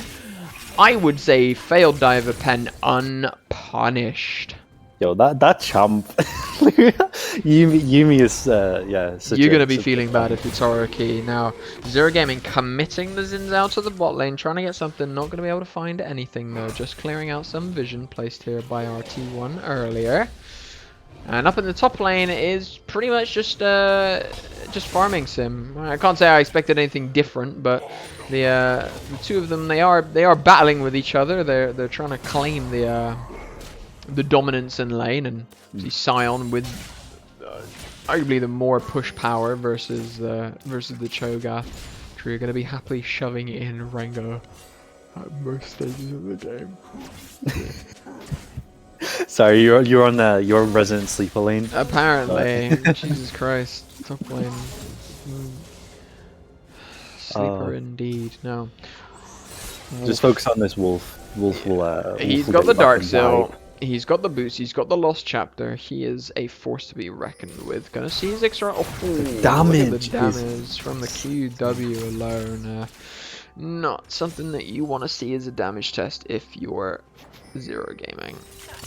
No, and straight away, I can already tell that the early game is just RT1's just got it in the bag because Zero Gaming really wanted to win this bot lane. That's the whole point of their comp, is they really wanted to shut down the MF early and then make sure the MF can't scale into late. But they just haven't been able to do anything bot side, and no offense to Rise, but you're not going to be getting him online for a long time. Oh, Toto solo. I'm surprised Toriki doesn't commit the ultimate. I guess they know that the cleanse is available for Toto. So Toriki just going to back off. And Dragon started for the side of RT1. Scion Ultimate coming in the backline, but Zixer's gonna get shockwaved up and murderized. Wolf got himself a pet Yumi, keeping him alive. Scion decimating smash is not enough to knock up, and Sanix is just there, rampaging, spinning to win, but Wolf is gonna get taken down. No, the charge from Sanix, really well timed. Never mind, Drew actually gets the shutdown on Aurelia, and it is a shutdown. Aurelia on the Oriana, and it's a shutdown nonetheless. Going to be chasing after the Sanix away from that dragon, which is going to be secured for Zero Gaming. Drew honestly is crazy on these picks. I did not expect him to pop off so much out of the game against the Shogath, but he just knows exactly where he needs to be on the map and exactly what he needs to do in order to secure objectives, in order to just get things going for his team, and he is being the MVP yeah, just wasting so much time and not giving away anything for free as well. 2-1, and also has a CS advantage. Zixer facing the mighty wrath of the MFUV poke, and Herald was popped bot lane in the meantime for RT1, or against RT1, apologies, Zero Gaming. And so let's see how these teams decide to play for the Dragon, coming up in 3 minutes 50, and what they are looking to make plays. We've got Harold in 1 minute 20. Yeah, I mean, so what's the win con for these two teams? What's the win con for RT1, do you think? So RT1, I think they are looking for, never mind, up in the bot lane, Wolf just going for the solo on to Ricky. Oh, that was a core HP, and he gets shockwave and dissonance to death. That is one sad Ash. If only they had the shield bow. Meanwhile, Rengo gonna get caught on top line. Top lane, sorry. Drew not gonna find the knock up off the decimating smash, and Chucky not going to be able to follow up with the wind becomes lightning either. Now, looks like they're threatening the dive. Oh, no, back off. Rest in sleep, lane strikes again. I don't know what it is. Whenever I just look top lane, I just can't help but yawn. I'm sorry, guys, but just do something, man. Oh, there's action bot? No, there's not. Never mind. I thought they were looking to dive, but no, not quite in the meantime. Just looking to play it safe for the time being. Toriki and Randolph here, turning to the bot lane. I mean, right now they should be looking for. I mean, why? Oriana is already swapped with MF. I think that's such a good idea because basically Oriana can 1v1 anyone right now in the game. Just 2v1 the bot lane at the moment, to be honest, with the amount of damage that they have. And Drew asserting dominance in the top lane, coming out slightly favourable for those trades. And it looks like because of the swap, Zero Gaming gonna secure the bot lane tower. No, it is first tower, so that is a crucial extra bit of gold that neither teams have been able to capitalize on yet. And RT1 currently sitting on a small, but it's there, 2k gold lead.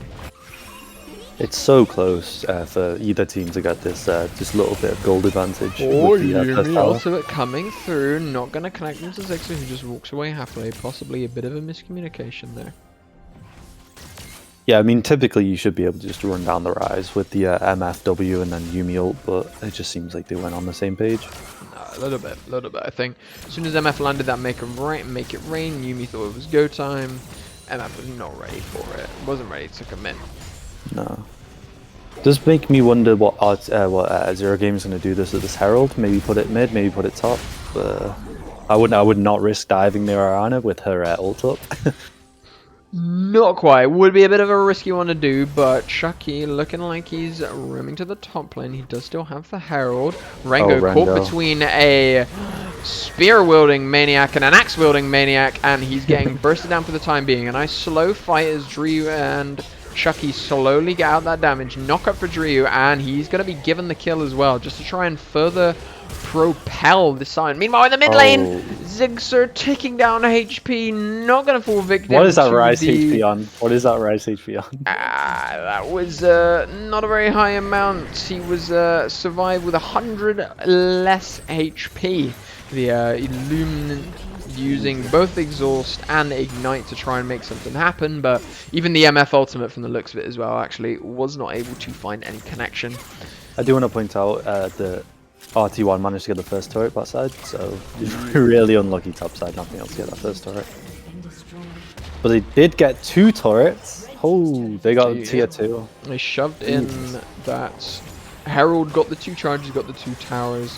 Don't think they're going to get a third one, but RT1 in response looking on the Dragon, but Zero Gaming, they know about it, they're here, they're not giving it away for free. 1 TP committed from both sides. Here comes a Scion unstoppable charge. Sanix in the backline manages to get onto the Ash, but the Scion does make smash hits too. Zixer TPing with a slither of HP just to survive, but here comes Wolf, big 2-man shockwave, but hitting the big tanky boys. Meanwhile, Rengo running down Toriki just to try and peel off. Never mind, Rengo gonna take down Toriki happily. Here comes the knock up onto Wolf, but here comes a flank TP. Is that Rise TPing back into the fight? Chucky getting poked down. Here comes the Decimating Smash. Here comes the Zixer. Where's the slow from the Rise? Oh, Scion slow coming out. Wolf has no mana. You got no mana, Drio says as he swipes his axe down right through that Clockwork Maiden's head. This is just Ryu again dominating. What is his champ pool? He has what?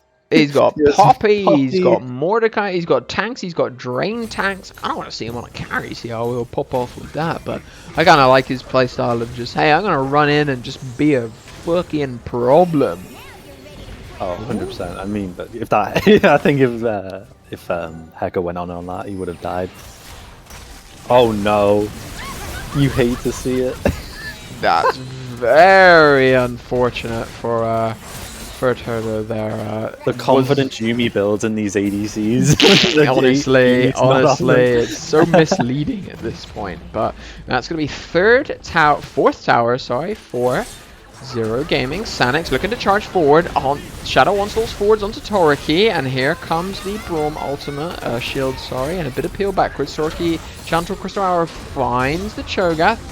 Here, big 3-man ultimate for Orianna though, shockwaving them down, but Sanix getting stunned up with the concussive blows, falls quickly, but the Braum return kill. It's a 1-for-1 at the moment. Rengo is so big and so tanky, this Yumi can happily sit on him, but here comes Wolf, making sure that no one else is falling. 1-for-1 trade. I mean, it's crazy comeback potential by Zero Gaming. Just on a Scion straight away.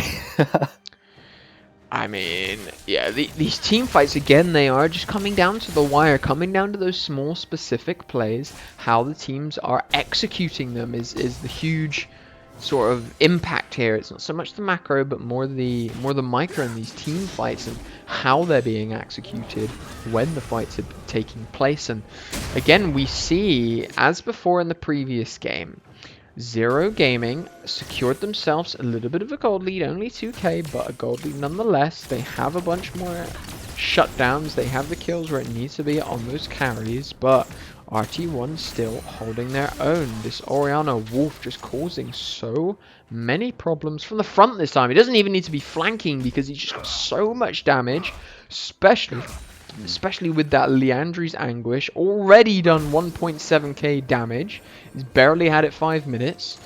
And a bit of dewarding coming through for RT1. Try and stop any surprise Barons coming out.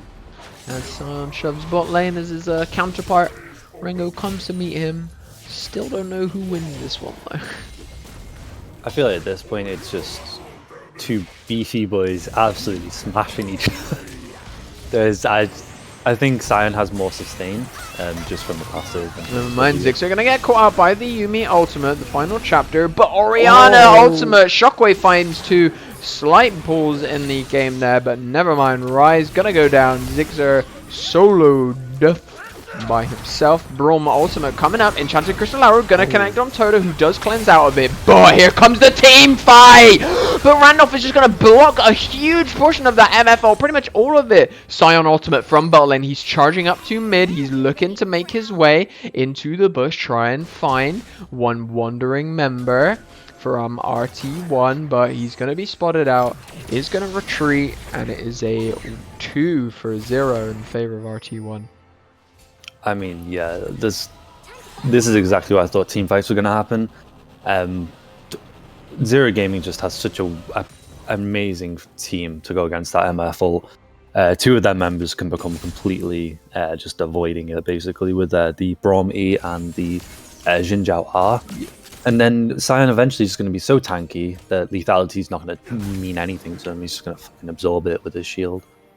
Crazy. I mean, absolutely, as well as the fact that he's just going to be able to keep surviving throughout these fights. Now, both teams posturing towards Dragon. We've got the full 5 commit from both teams here, as RT1 are first onto the river, do have the priority, and they're just doing their best to keep Zero Gaming away. Here comes Drio, the massive man, looking to contest. Dragon starts it up from RT1. Zero Gaming don't have any ults. They just don't have any way to get in. Meanwhile, here goes the engage. Two-man Xin Zhao. Oh, but RT1 gonna successfully take the Dragon. Hecarim gonna get out to safety. Crystal Arrow gonna go wide. Not gonna connect anyone. But the Scion unending charge does also not find Wolf, who's gonna be forced to flash. And it is a 1-4-0. Although Zero Gaming got the 1 kill, they are on their way to Baron. Even though they lost the Dragon, looks like they're going to trade that for Soul Point for their own little Baron. And Red Team 1, if not none the wiser, are just choosing not to contest this Baron. Decide it's not worth the risk. We're going to take what we've gotten. I don't even think they know they're on it. If they did even know about it. And that is a Dragon. I'm seeing a bit of a role reversal at the moment. I mean, it's just RT1's luck. The one time they go for the soul, it's Cloud Soul.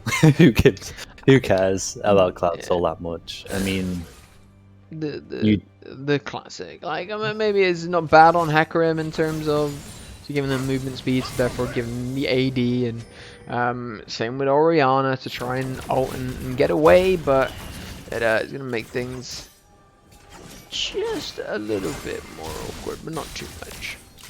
Yeah, exactly. I think that honestly, RT1 probably don't want to get Cloud Soul at this point. They want to probably try and they probably do want to try and get Cloud Soul as fast as possible so they can get Elder on the board, just so they have some sort of team fight potential. Because as you saw there, they win the skirmishes right now, but I think that's gonna slowly fade as this Scion becomes more of a problem and Rise becomes more of a problem. For sure, and never mind. Big ultimate coming out from Bullet Time. Only going to be able to find one, but Unstoppable Onslaught from Sanix going into the backline. So that's the name of Sion's ultimate. Crystal Arrow going to catch the Hecarim. He's going to be bursting down by the Zixer with the AoE damage, finding 2 kills so far. It's a 2 for 1. Toto getting slowed by the Ashe passive.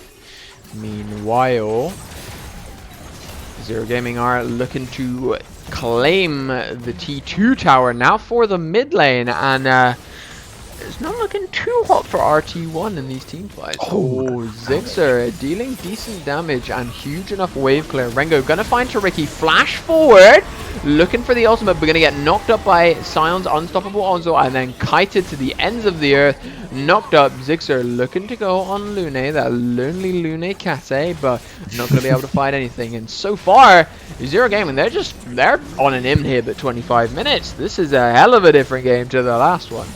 I mean, Zixer just instantly saw Rengo go, oh, MS there, I've got Yuumi on me, okay, bye MF. And then Zixer was like, oh, MS by herself, I'm just going to solo kill her on the tower. It's the Rise damage right now is really high, especially to a level 11, 12 Misfortune? No, for certain. Very 11. Much in a happy spot for him at the moment. Let us have a look and see how the teams decide to play this one out. So you can see Zero Gaming this time, they've got the Baron warded up. Is that 2 pink wards? It is the classic double pinks. Just to make triple sure or double sure no one puts any vision in that area. It's just synergy, isn't it? yeah, for sure. So, what do you think the Drake play should be for Zero Gaming? Should they be going for this, or should they just give it and then try and go for the Elder Drake when it's up? I don't know. I think in terms of the dragon, it does provide that 10% ultimate cooldown. So obviously on Cho'Gath, on Orianna, on Misfortune, those are very crucial, important ults. So maybe even just from a denial standpoint, it might be worth taking those. But Zigzar, unfortunately, does not quite remember that they buffed the Zhonya's bug, or patched the Zhonya's bug. So he's going to Zhonya's in his ultimate and die for his knowledge gaps there. In the meantime, Zero Gaming pushing out the bot lane, trying to start the siege. 3-man shockwave for Wolf. Looks like it was just a poke, trying to get the teams to back off. They respect the damage and they do leave alone. Yeah, that shockwave did absolutely no damage to Sion. He just absorbed it and he's full health again from his passive. It's great. It's just, yeah, Sion things. Yeah, very tanky boy to say the least. Here we go, guys. Zero Gaming gears up for the dragon. With team mentality, I feel like RT1 are one of those teams that just plays better the more they're behind and the more they the later into the game it gets. Because last game it looked pretty unwinnable, and then all of a sudden they just pull it out from somewhere. They just managed to find this little tiny window and just absolutely run with it. Absolutely, I think that's what they're looking for at the moment. As from before, they're just not quite able to find that window of opportunity as of yet. Does not mean they will be, but fingers crossed with this game, we will shortly be finding out the plan. Meanwhile, Ash, Crystal Arrow gonna go wide. Toto, not so much one wide. He sidestepped it, sent to the walk for safety. Cleanse just about coming up. Did still have the flash anyway. I don't think he was too particularly worried. Bullet time to clear the wave. Very common, very good. Just to make sure that we're shutting down any push potential.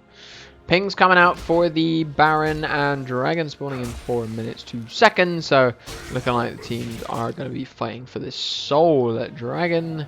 So the Soul Baron by itself for the next few minutes. If RT1 decides that they do want to contest, of course, the competition that Zero Gaming is throwing onto the table right now.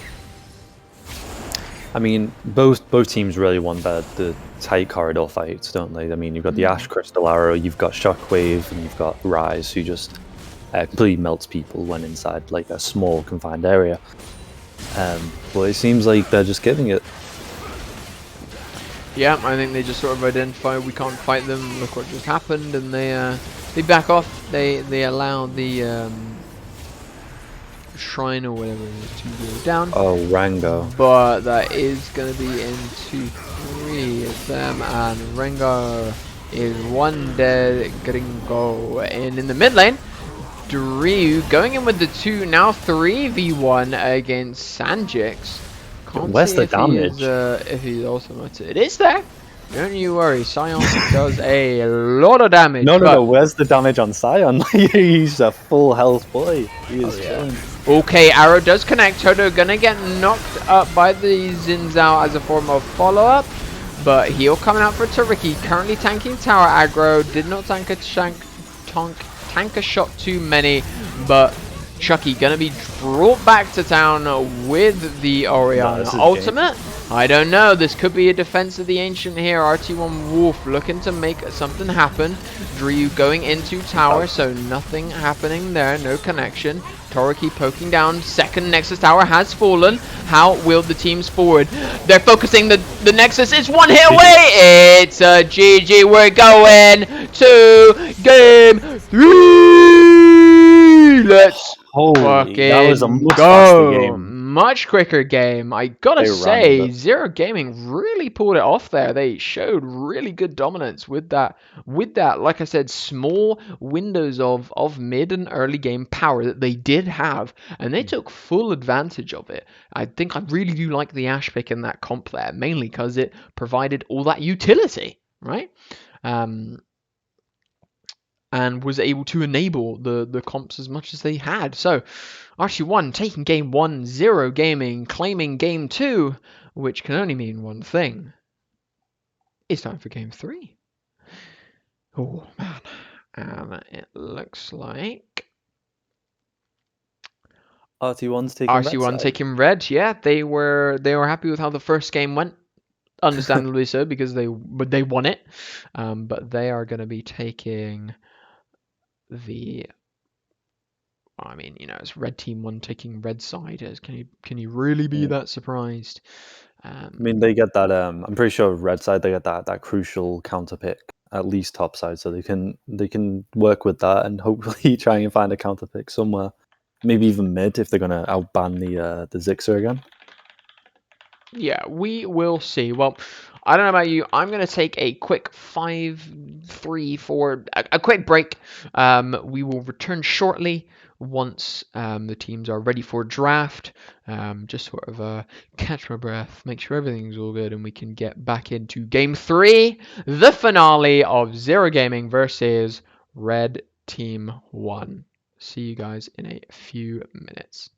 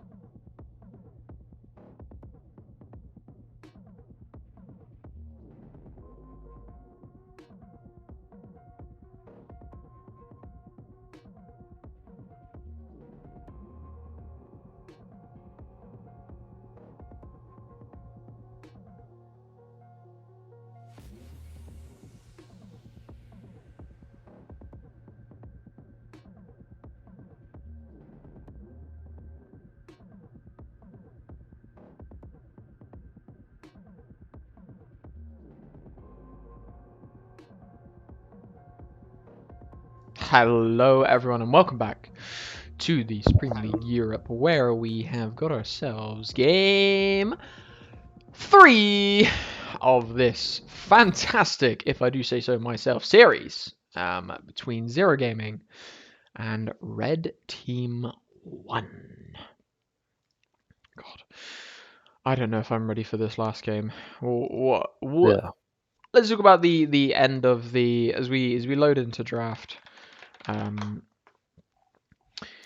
Let's talk about the last game that we just watched.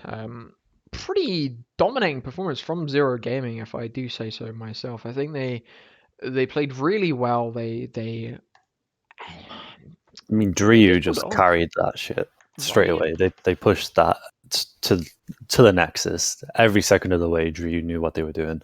Played as a true top laner and just completely carried side lane and then took that pressure that they had and then pushed it into getting Drakes and getting Barons and just made sure they took absolutely everything they could and made sure they roam around the map.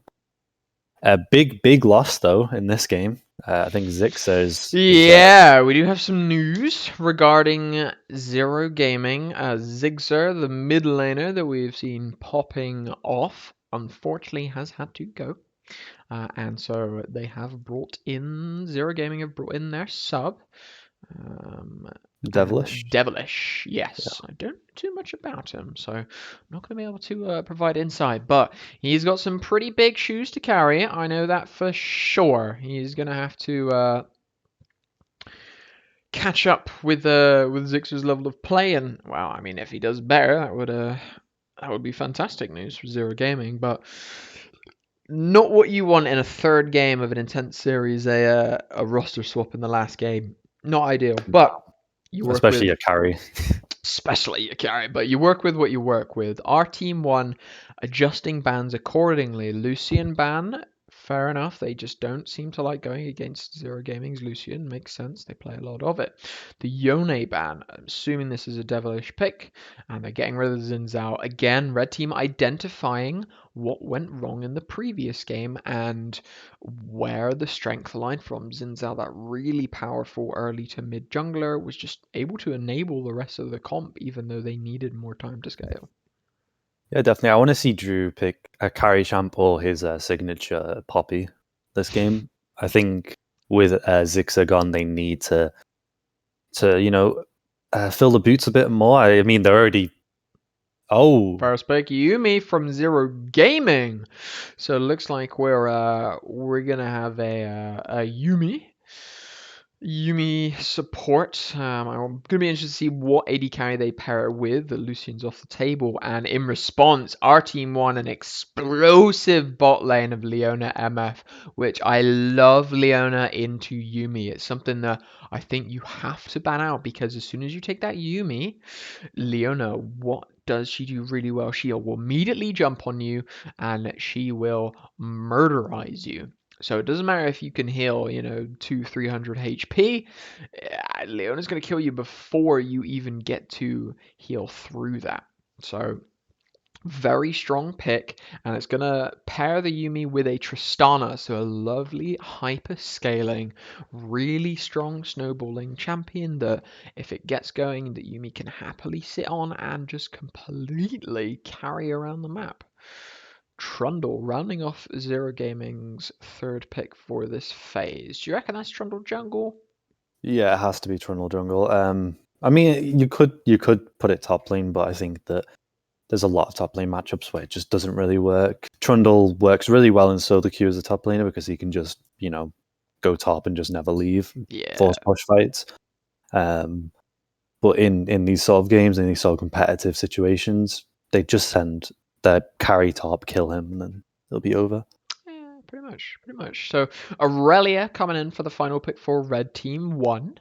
Bit of a spicy one. Gonna see if that's gonna be on Wolf in the mid lane, or perhaps someplace else, maybe into the top lane. We will have to see. Zero Gaming, they don't seem to plan on taking the Hakram, so I'm gonna assume that's Trundle Jungle, so they just take it off the board. Red Team 1, respecting the possibility of the Vex, they've seen what it can do. They do not want to play against it. So far, I will say I am in favor of Red Team's 1 draft. I think the explosivity of the MF Leona, especially against the Yuumi in the bot lane, as well as the Aurelia, very solid pick as well. Just from what we've seen so far, that's what I prefer. And Zero Gaming actually being the ones to ban out Poppy instead of picking it against the Aurelia, against the Leona. A bit questionable if I say so myself, but that is their choice. Maybe they don't want RT1 picking it up just to further stop Tristan ever escaping. Yuumi from jumping to champion, I believe, is blocked by Poppy. Um, and Sejuani Oh, hovered. Sejuani picked up for RT1, so far they've got two really tanky champions with Leona and Sejuani and a huge amount of damage for MF Aurelia. I'm really liking RT1's comp. yeah, Zero Interested Gaming just to... doesn't have any team fight, really. They got a pick comp, and I want to see at least some sustain, maybe someone that can side lane very well into the Aurelia. But right now, yeah, okay, there you go. Exactly what we need. Yeah, that Alessandro. big team fight pick, get that priority target, or go and get an AoE self peel at the same time, dodging the Leona, dodging the MF. There's so many different things that it can be used for. I really like Lissandra. I don't think we see it enough for what it provides. Item Hmm. wise, she's not in the best situation. None of them really seem to suit her, which I think is why she's fallen out of meta a little bit. But a very strong pick nevertheless. And final pick for Zero Game, going to be the Malphite. Okay. They identify the Aurelia, going to want to auto attack MF, whether it's crit, whether it's... Are we going to see a Gwen into a Malphite? Is that not in? It might not be in. But Gwen rounding off the pick for RT1. So we have our drafts completed. Oh boy. So I picked last. You pick your comp of discussion, and let's Okay, get meaty. I'll talk about Zero Gaming Comp because I feel like it fails in a few things, but it could work.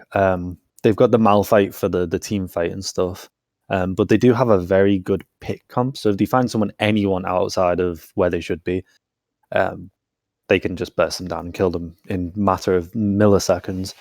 But the thing we've seen the past few games is that Zero Gaming have terrible vision control compared to Red Team 1. Red Team 1 know exactly where to put the vision to avoid getting picked. So it's going to be a really, really big case of can that Yuumi get vision anywhere important?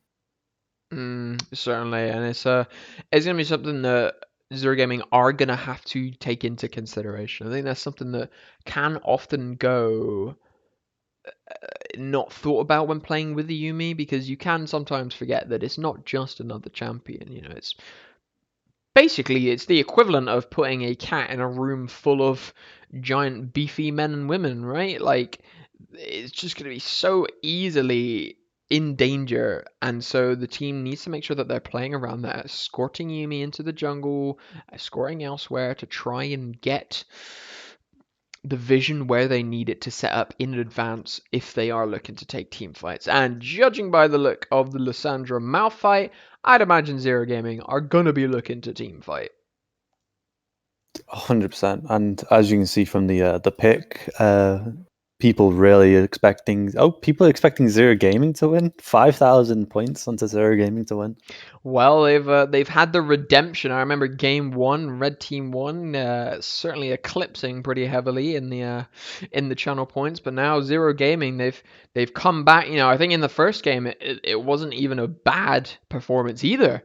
In fact, and now in the second game, winning, it's going to be a really close game. I think RT1 came into it probably thinking that they were, well, obviously both teams thought they were going to win, but I think Zero Game is really putting up a big fight, and hella props to them for how they are performing so far. Now, going to be interested to see what Red Team 1 priority, where they place their comp, whether they want to go for Aurelia Gwen, these ridiculously effective split lane champions, right? Put them in a side lane, have them go in, force Zero Gaming to split up their attention, have them split up the Yumi, make them make them decide who are you prioritizing, which lane, and then just commit everything else to the other side of the map. Try and get that counter on the move, right? Or do they just look for the team fights? Do they just look for the big Aurelia Sejuani AoE ultimates when they are landed successfully with the Misfortune and Leona easy engage, right? I think the pick potential in RT1 is sort of a little bit not to be underestimated, especially when you have a Leona on your team. Yeah, 100%. I feel like Trundle just he doesn't have the he could choose any one of their team to ult, and it would still mean that the other tanky boys and the other bruisers are left open just to completely shut down the rest of your backline. They don't really have any answer to that. Maybe the Malphite ult, maybe the Lysandra are, but again, it's a lot of disengage and not a lot of pick. Like it's not a lot of good team fight potential with the Yeah. Trundle. They got pick potential, but not team fight potential. Yeah, and that is what worries me about Zero Gaming's comp is the final is the solo laners, right? The Lysandra, the Malphite. I think they are gonna struggle really hard against, especially Aurelia, right? Like there becomes a point, even if you are Malphite, Aurelia's gonna be getting Bork. She could even go Sunderer to really take the tanks Mm. down, but she is going to become a force that even as a Malphite, an anti-AD attacking champion, is not going to be able to take down. And it does worry me, Zero Gaming's side lane picks here, that it just might not go into their favor. I think I would have maybe liked to seen something specifically designed for this Aurelia. Maybe even the Fiora. I don't know. Fiora is a champion that exists, right? The side lane potential is huge. The dueling potential is even larger. I think I Mm. would have maybe liked to seen something like this, and then that good team fight if that's what they're looking to go for. I think the problem Zero Gaming might find is that their comp, as much as it is clear they have one objective, you only get that when you get halfway down the draft, right? I think their champions ultimately are going to want to do different things. I think that might emerge itself in the team fight, especially when you're playing with a mid laner, when you've been playing the past two games with a different one.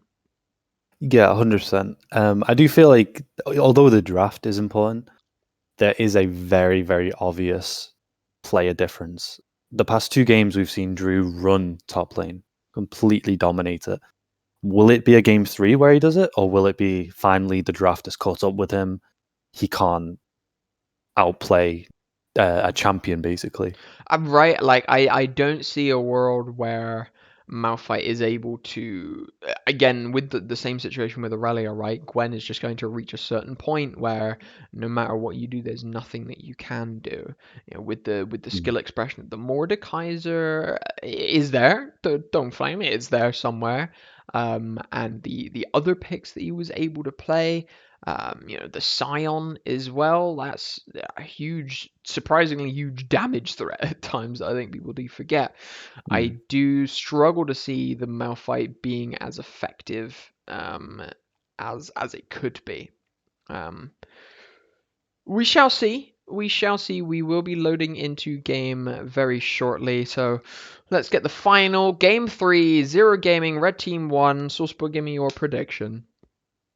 It is going to be Red Team 1, I'm sad to say. I've been voting for Zero Game in the past 2 games, and I feel like it's just not a good idea. Their draft does too little, I think, into the enemy draft, into RT1. No, certainly. I think uh, I'm going to agree. I think RT1, they're just going to have so many options that they can play around, whereas Zero Gaming, I think they have those options, but they're just not as effective as RT1 will be in the splitting, in the picking, and and I just think it's going to be too difficult to execute. But they did prove me wrong. I said the same thing in the last game, and hey ho, Oh, look who's Drew's incorrect mid. here. Oh, so Drew's it on a is. So Lysandra. Drew, the top lane carry himself, has swapped to the mid lane where he's Can I got change some my skill vote? expression. You reckon? You think it's going to be that much of a difference with I Drew on a think, carry champion now? yeah, honestly, I think Drew's got the mindset of a carry champion. He just puts that mindset into champions like Sion and tanks basically. Put him on a high damage champion. I think he could be basically Six's replacement, a really good replacement. No, fair enough. I mean, if you want to, I ain't gonna stop you swapping your pick now. I'm kind of here for it. I think it's a bit more exciting, right? As we're loading into game, let's get it started. Game 3 with Zero Gaming versus RT1. Right, here we So go. Devilish must be the top laner then. Must be a top lane sub. Yeah, okay, so both teams, RT1, taking a straw out of the Zero Gaming handbook. Double 5-stack for both teams now. Now we can see up in the top lane. I feel like the Trundle just gets red buff for free here. Like he shouldn't back off. I think he splits the map in two. Because Tristan or Yumi's so safe, he just splits the map in two and makes sure he focuses mid and top. Certainly, I think that would be a good play here. RT1, they're sticking with the 5-stack in the bush. They're waiting for. They know that Zero Gaming love to do these stacks, and they're waiting for them to walk into. But this time they've committed 3 to the top lane Rengo. stack. Rengo walking in. Is he going to get spotted? He is going to get spotted. Drew going to start to run backwards. He is going to be hit by the chomp. Malphite slow, but they're not going to get anything off of it. He took the E to dash away. Yes, the back. Maybe he TPs back into lane, but they don't get anything else off of it other than information that Zero Gaming are in their jungle. Wolf walking up, gonna get first move on this wave, so gonna almost force Ryu out, but Oh, bone plating on Aurelia. I think it's really, really big. I think it's very important for Drew to pop it. Immediate passive stack for a Wolf there, showing the probability, but Drew with the spacing, he's just auto-attacking him to death, and here comes Chunky with the level 1 gank. What does Wolf do? But flash! Drew with the flash in response! The red buff's taken down, but it's not enough to take him. Oh my, that was a really aggressive flash. I don't know how I feel about it, but it's happened now. Okay, so we're back in. Trundle with the repeat gank. He's coming back in, knowing that Aurelia has no flash. Toriki in this bot lane, just sort of relaxing. Gonna get stunned up by Lune. Bit of damage coming down. Here we are. They've hit the level 2, immediately jumping forward onto Todo. Instantly exhausted, gonna reduce a huge amount of damage. Flashes all around. Toriki flashing forward to try and get the kill. MF response flash, and same with Lune. But remembering Lune does have Hex Flash, so not too much of a loss there in the bot lane for the side of RT1, other than Todo being pretty low. I mean, just look at the... It's every lane on Zero Gaming is winning. Lune jumping in, going for the aggression. Toriki just going to turn around and hit him right back with the Yumi heal up, as if they never had anything done to them in the first place. Honestly.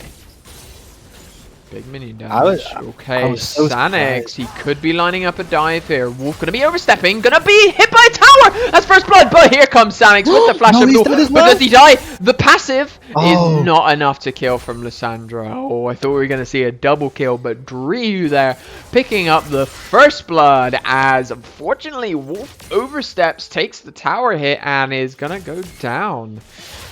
Does manage to get the return kill, obviously RT1, having to force Sanix to flash to get it. But the wave wasn't a tower for Drew, so not a terrible trade from either side. I mean, Drew's definitely someone to watch out for. If you can flex most champions, it's quite crazy, especially top and mid. Yeah, it is certainly something that you've got to be concerned about. Meanwhile, in this bot lane, Toriki just staying alive, just farming up a storm, doing what he can to survive the aggression of this Leona lane, right? And Misfortune actually gone for Arcane Comet with Inspiration seconds. Instead of going for the Mana Flow ban, instead of going for the Transcendence or the late game scaling, actually gone for the cookies, and I presume the Boots secondary? I do not really agree with the... Yeah, Boots secondary. I don't think I agree with it. But meanwhile, Devilish, he is just going to get run down. Trying to get the trade kill, but Sanix does chonks him down. He bring the boar and is not here for playtime. Chucky gonna take his red buff on the bottom side. Meanwhile, Hex Flash from Leon into the mid lane. Trying to get something work, but Toto is alone. Toraki not going to commit to anything here in this bot lane, just going to shove the MF under tower.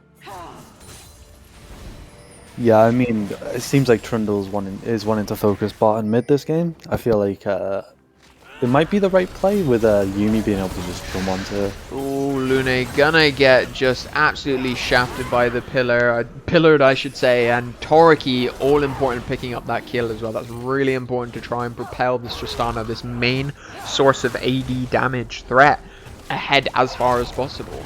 Especially with the team that they are going to be playing into. So first dragon going to be secured from the looks of it, uncontested after that pick for the side of Zero Gaming, and they are pretty happy with that first dragon. Yeah, 100%. I really want to see Yumi jumping onto this Trundle late game, maybe even mid game, just for a few roams, because I feel like Yumi E into Trundle W is just such a great gank tool. Because you can just speed into the lane and then throw out his pillar and just completely block off whoever's there. It's kind of disappointing not seeing any ganks mid lane when we both know that the flash is Meanwhile, down. in the top lane, Rengo committing the ultimate ability on Gwen to try and make something happen, but going to force out the flash, so the needlework not going to connect. So Devilish loses his flash for the Gwen ultimate. Yeah, this top lane is already showing to be in Rengo's favor. He's up, 8 CS at the moment. He can basically go on Devilish whenever he wants, and is gonna just be winning out these trades already, which, as a Malphite, is not something you would want. You know it's going to happen, but you would hope it wouldn't happen this early. Seems like Rengo's relieved that he's not going against Drew for the third game in a row. I can imagine. Drew, unfortunately, down in CS. I think that's largely part of just Aurelia, the prowess that comes with the champion and the minion taking ability. Does make it hard to miss them, and Rengo just with enough sustain to poke out big damage from Toto with those crit double ups. Just keeping Toraki in his place, making sure he knows the damage of both lanes. It's really interesting to see Trundle is staying, but oh, he's coming mid.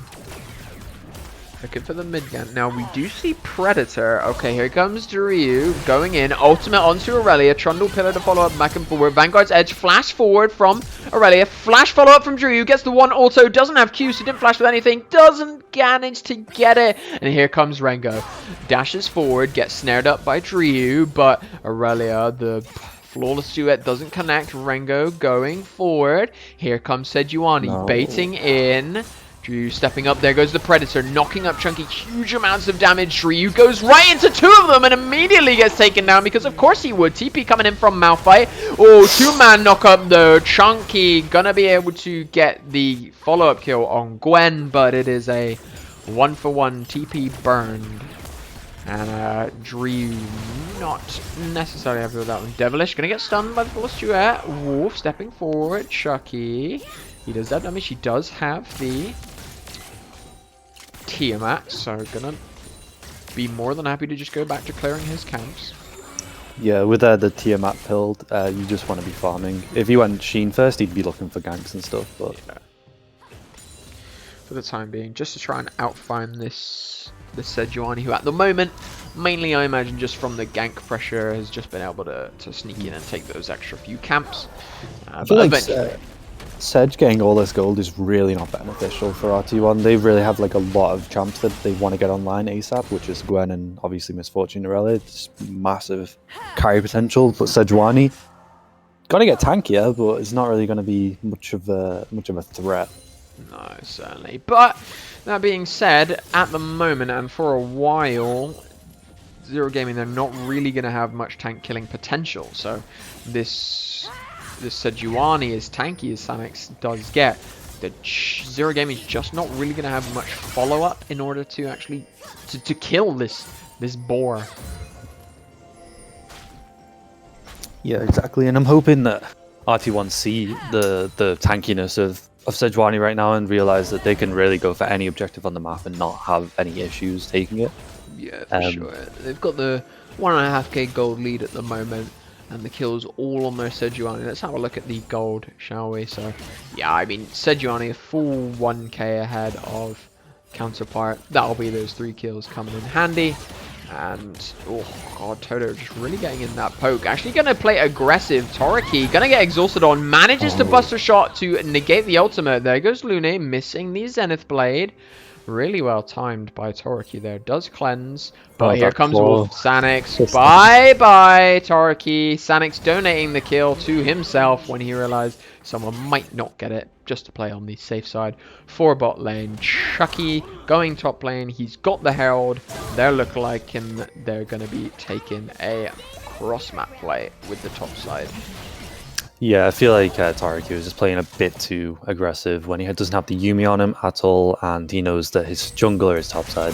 Whoa! Ultimate coming forward directly onto Rengo. Gonna get snared up by the Yumi ultimate and gonna go down. Chucky hitting there, but Devilish tanked too much of the tower, negating some of the wolf damage even with the Chomp. But here comes the Ryu ultimate going through. Stunned Aurelia, but she comes out. The stun is going to die. We can rest our bated breath, but look how much damage has happened to the bot lane tower. Toto and Luna have just taken 4 plates for themselves, and now they're going to transition that into the dragon. So as much as that was committed top lane, you know, it was 1 for 1. Malphite did go down, but it just begs the question, was it worth it? But how much of that gold was split between 3 people or 2 people? They could have really given all of them plates to MF. Yeah, for sure. So, or at least another plate. Oh, but you see that MF gets the first tower as well as the final plate. So huge amount of gold. Also going for the Eclipse build, I think here is appropriate to keep. Just the amount of damage it provides, the sustain as well, try and survive some of that Tristana burst really is going to be necessary for these team fights when they do start happening in the later stages of game. But going to be interested when RT1 wants to start looking for those, because at the moment, going for those small skirmishes, responding to the plays that Zero Gaming have been making, and a lot of aggressive lane trading. How do you feel about the two in the mid lane, Ryu dashing forward, snaring. Oh, but here comes a Sejuani. Ultimate Glacial Prison used. Chucky does manage to shut down the Aurelia. He is by himself, so is gonna fall. Toriki oversteps. Rocket jumps away to safety. Leona ultimate burned. Sorry, as you were saying. How do you feel about the 2 iron plates? I think right there was a perfect example of it. They've gone tabbies basically into a lot of CC. The 2 tabbies. There's only 1 tabby in each team. Oh no, I'm talking about the Malphite Trundle. Right. Oh yeah, so they do. Yeah, so when you look at it, right, you're gonna have Aurelia also attacking. Misfortune will be, but not the main focus, and Gwen, both also attackers. However, Gwen does AP damage, right? So it's one of those things where I like it because you're getting armor to negate against the MF and the Aurelia, and you're also getting the just auto attack, basic attack reduction in the side. I think that it's a good pickup here. Okay. I know there's a lot of CC from both teams, especially so from RT1 with the Leona, with the Aurelia, with the Sejuani, but I just think on the members that it's on, the Trundle, the Malphite, you just want to keep them alive as long as possible, even if they're not doing anything. Malphite, you know, at the end of the day, he just needs to press his 1 button to do 90% of what he wants to end up doing anyway. I don't think he needs the tenacity to start the fight. Yeah, 100%. Okay, yeah, I can see that. It does make me worried though, late game with Sejuani just pressing ult, just getting rid of completely, immobilizing the Trundle for an Aurelia E or even a Leona R. This is very true. The chain CC it's Yeah, there is a huge amount of chain CC, and that's what we'll talk about in draft with the pick potential that RT1 has with the Leona, with the Sejuani. And as much as all the kills are on Sejuani, this is one frightening girl and boar. She's 5-0, 20, almost 30 farm up on Trundle. A full, actually that was only 500 gold, not as impressive as I might have thought it would have been. But Mythic completed, Boots completed, very tanky. One thing I don't like to see here is the Lissandra Everfrost. I would have much rather preferred a Leandries game that you're against a Leona HP building champion, you're going to be against a Sejuani HP building champion. Gwen and Aurelia both melee champions, so they just have higher HP values in the first place. Not entirely sure I do agree with that Mythic. I get it, you want to lock down some of these more agile carries, but in terms of what I would be looking for would be, you know, you have your W, you're going to CC them anyway. I think it would have been more beneficial to just get that damage, especially when you are the main AP threat on the team. Yeah, especially going against the Gwen. I mean, imagine if you just lock down the Gwen, she presses one button, no one else can hit her other than whoever's in melee range. It's really just not a great idea going Everfrost into this comp. Not quite, but maybe it is Drew after all. Maybe he will prove us wrong, show us some mad Everfrost plays. He certainly has. So gearing up around this dragon now in the bot side of the map. Both teams looking to contest. Ping's coming out. Devilish in the top side does have the TP. I gotta get this watching. Never mind, I'll talk about it in a second. Toriki just gonna jump out to safety. No follow-up given. Watching Yumi's throw out their Q, whatever it is called, the prowling projectile, and watching whoever they're on not walking forward in time to try and get it to land really irritates me. But Dragon are going to go over to the side of RT1. Zero Gaming just kind of acknowledged this. They tried to get the mid lane, but RT1, they read the play, they send 3 mid, the big pickers. Yeah, Toriki does manage to get the jump, but here comes Stanix with the Vanguard's Edge coming out from Aurelia. Flash to safety though, Toriki is going to be alive, but that is a Malphite TP into 4 of them. He does have the ultimate. Unstoppable, waiting to use the right time. Drew also sitting in on the ultimate, looking for that big wombo combo, but with your Tristana backing off of low HP, can you really afford to do it? And I don't think they are going to. So RT1 turn their attention to this Herald. 2 minutes left, 3 minutes left to take it, sorry, and Devilish overstepping a little bit. Sanik's just going to dash in, try and get some of that CC. Lune across the wall, looking for a Zenith Blade, possibly. Yeah, I mean, straight away, this is just a really big issue for Zero Gaming's draft. They haven't really got much access into RT1 with Leona's Peel. The only person that can really get there is Malphite and Lissandra, but after that, I mean, they have so much chain CC that they can really just blow them away and just focus on getting rid of that. Absolutely, yeah. Misfortune, just in case you missed it, Toto did have to flash because Lissandra Eve towards Drew got in range and was forced to just get away, otherwise she probably would have got popped. So MF missing flash, and I think as a result of that, excuse me, sorry, Herald going over to Ping's coming out on top lane, looking like Devilish wants to use the Herald top for Zero Gaming. Wolf farming up the red buff, the opposing team. Not a happy time.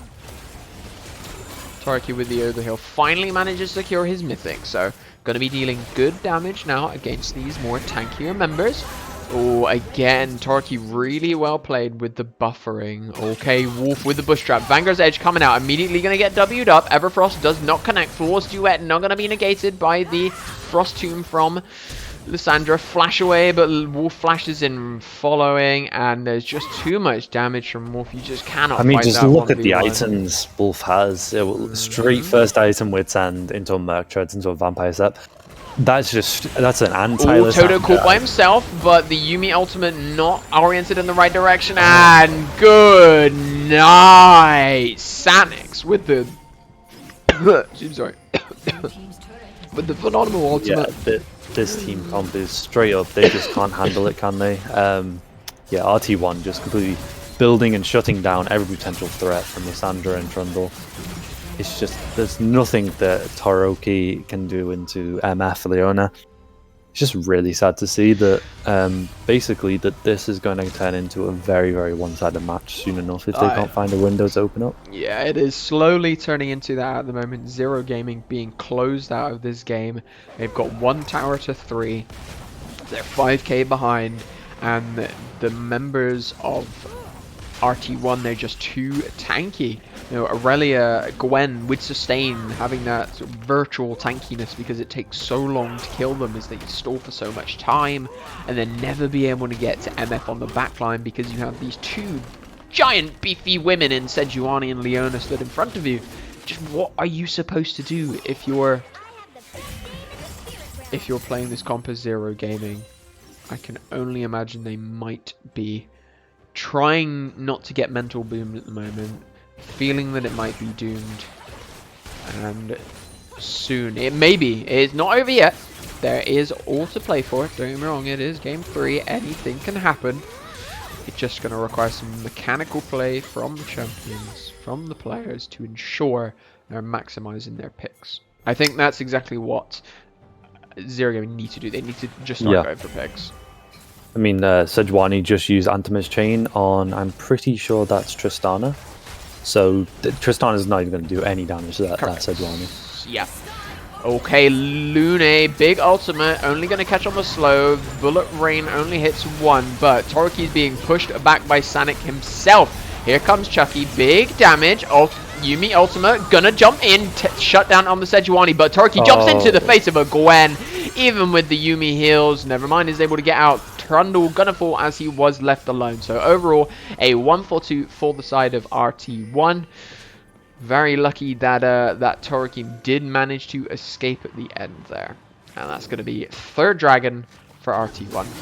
I'm shocked that they managed to even kill Sanix. Yeah. Honestly.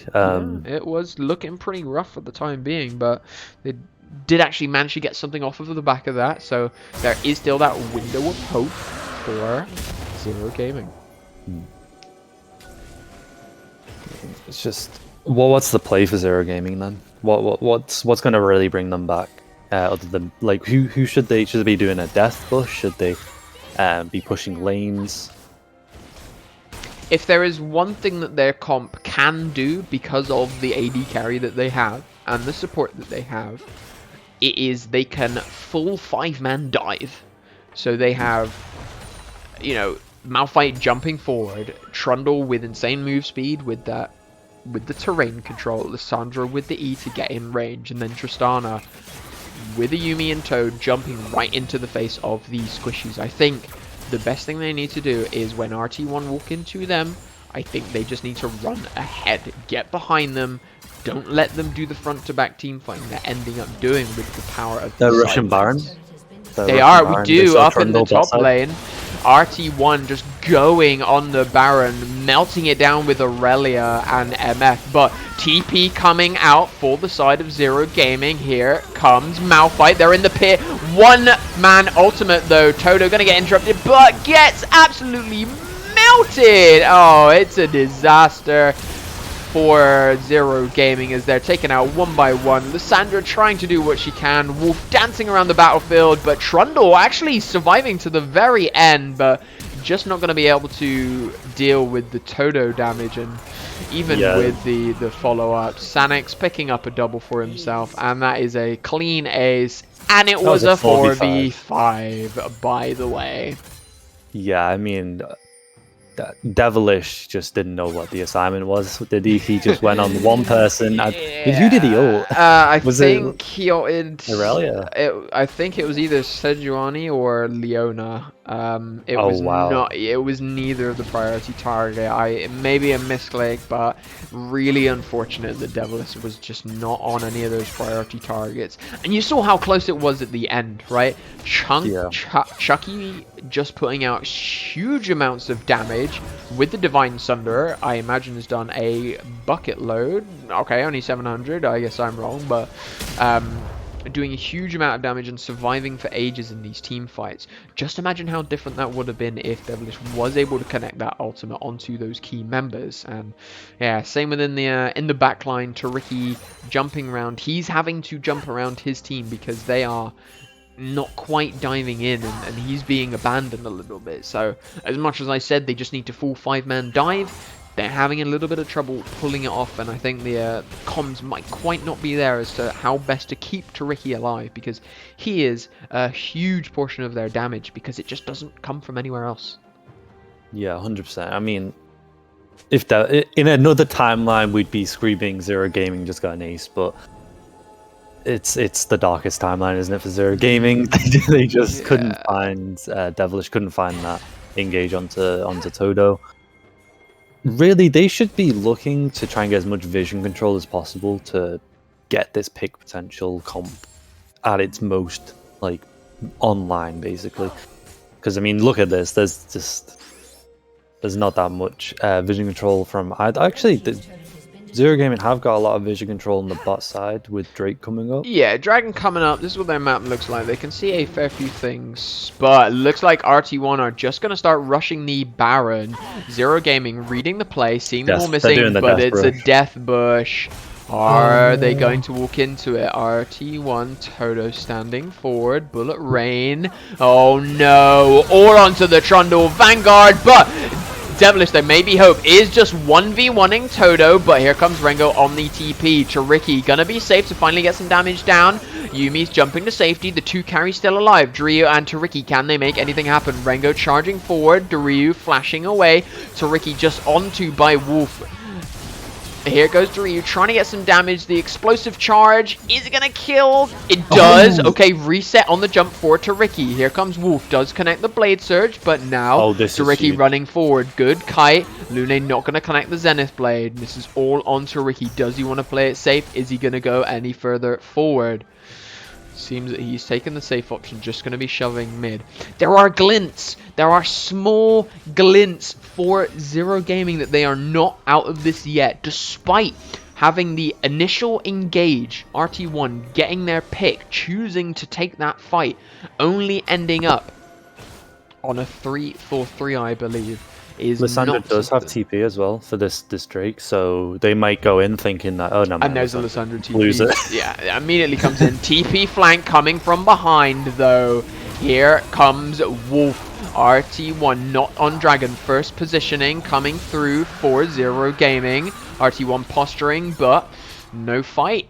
Just going to be a Dragon secured. No soul for Zero Gaming, but also no soul for RT1 just yet. They are staying in this game.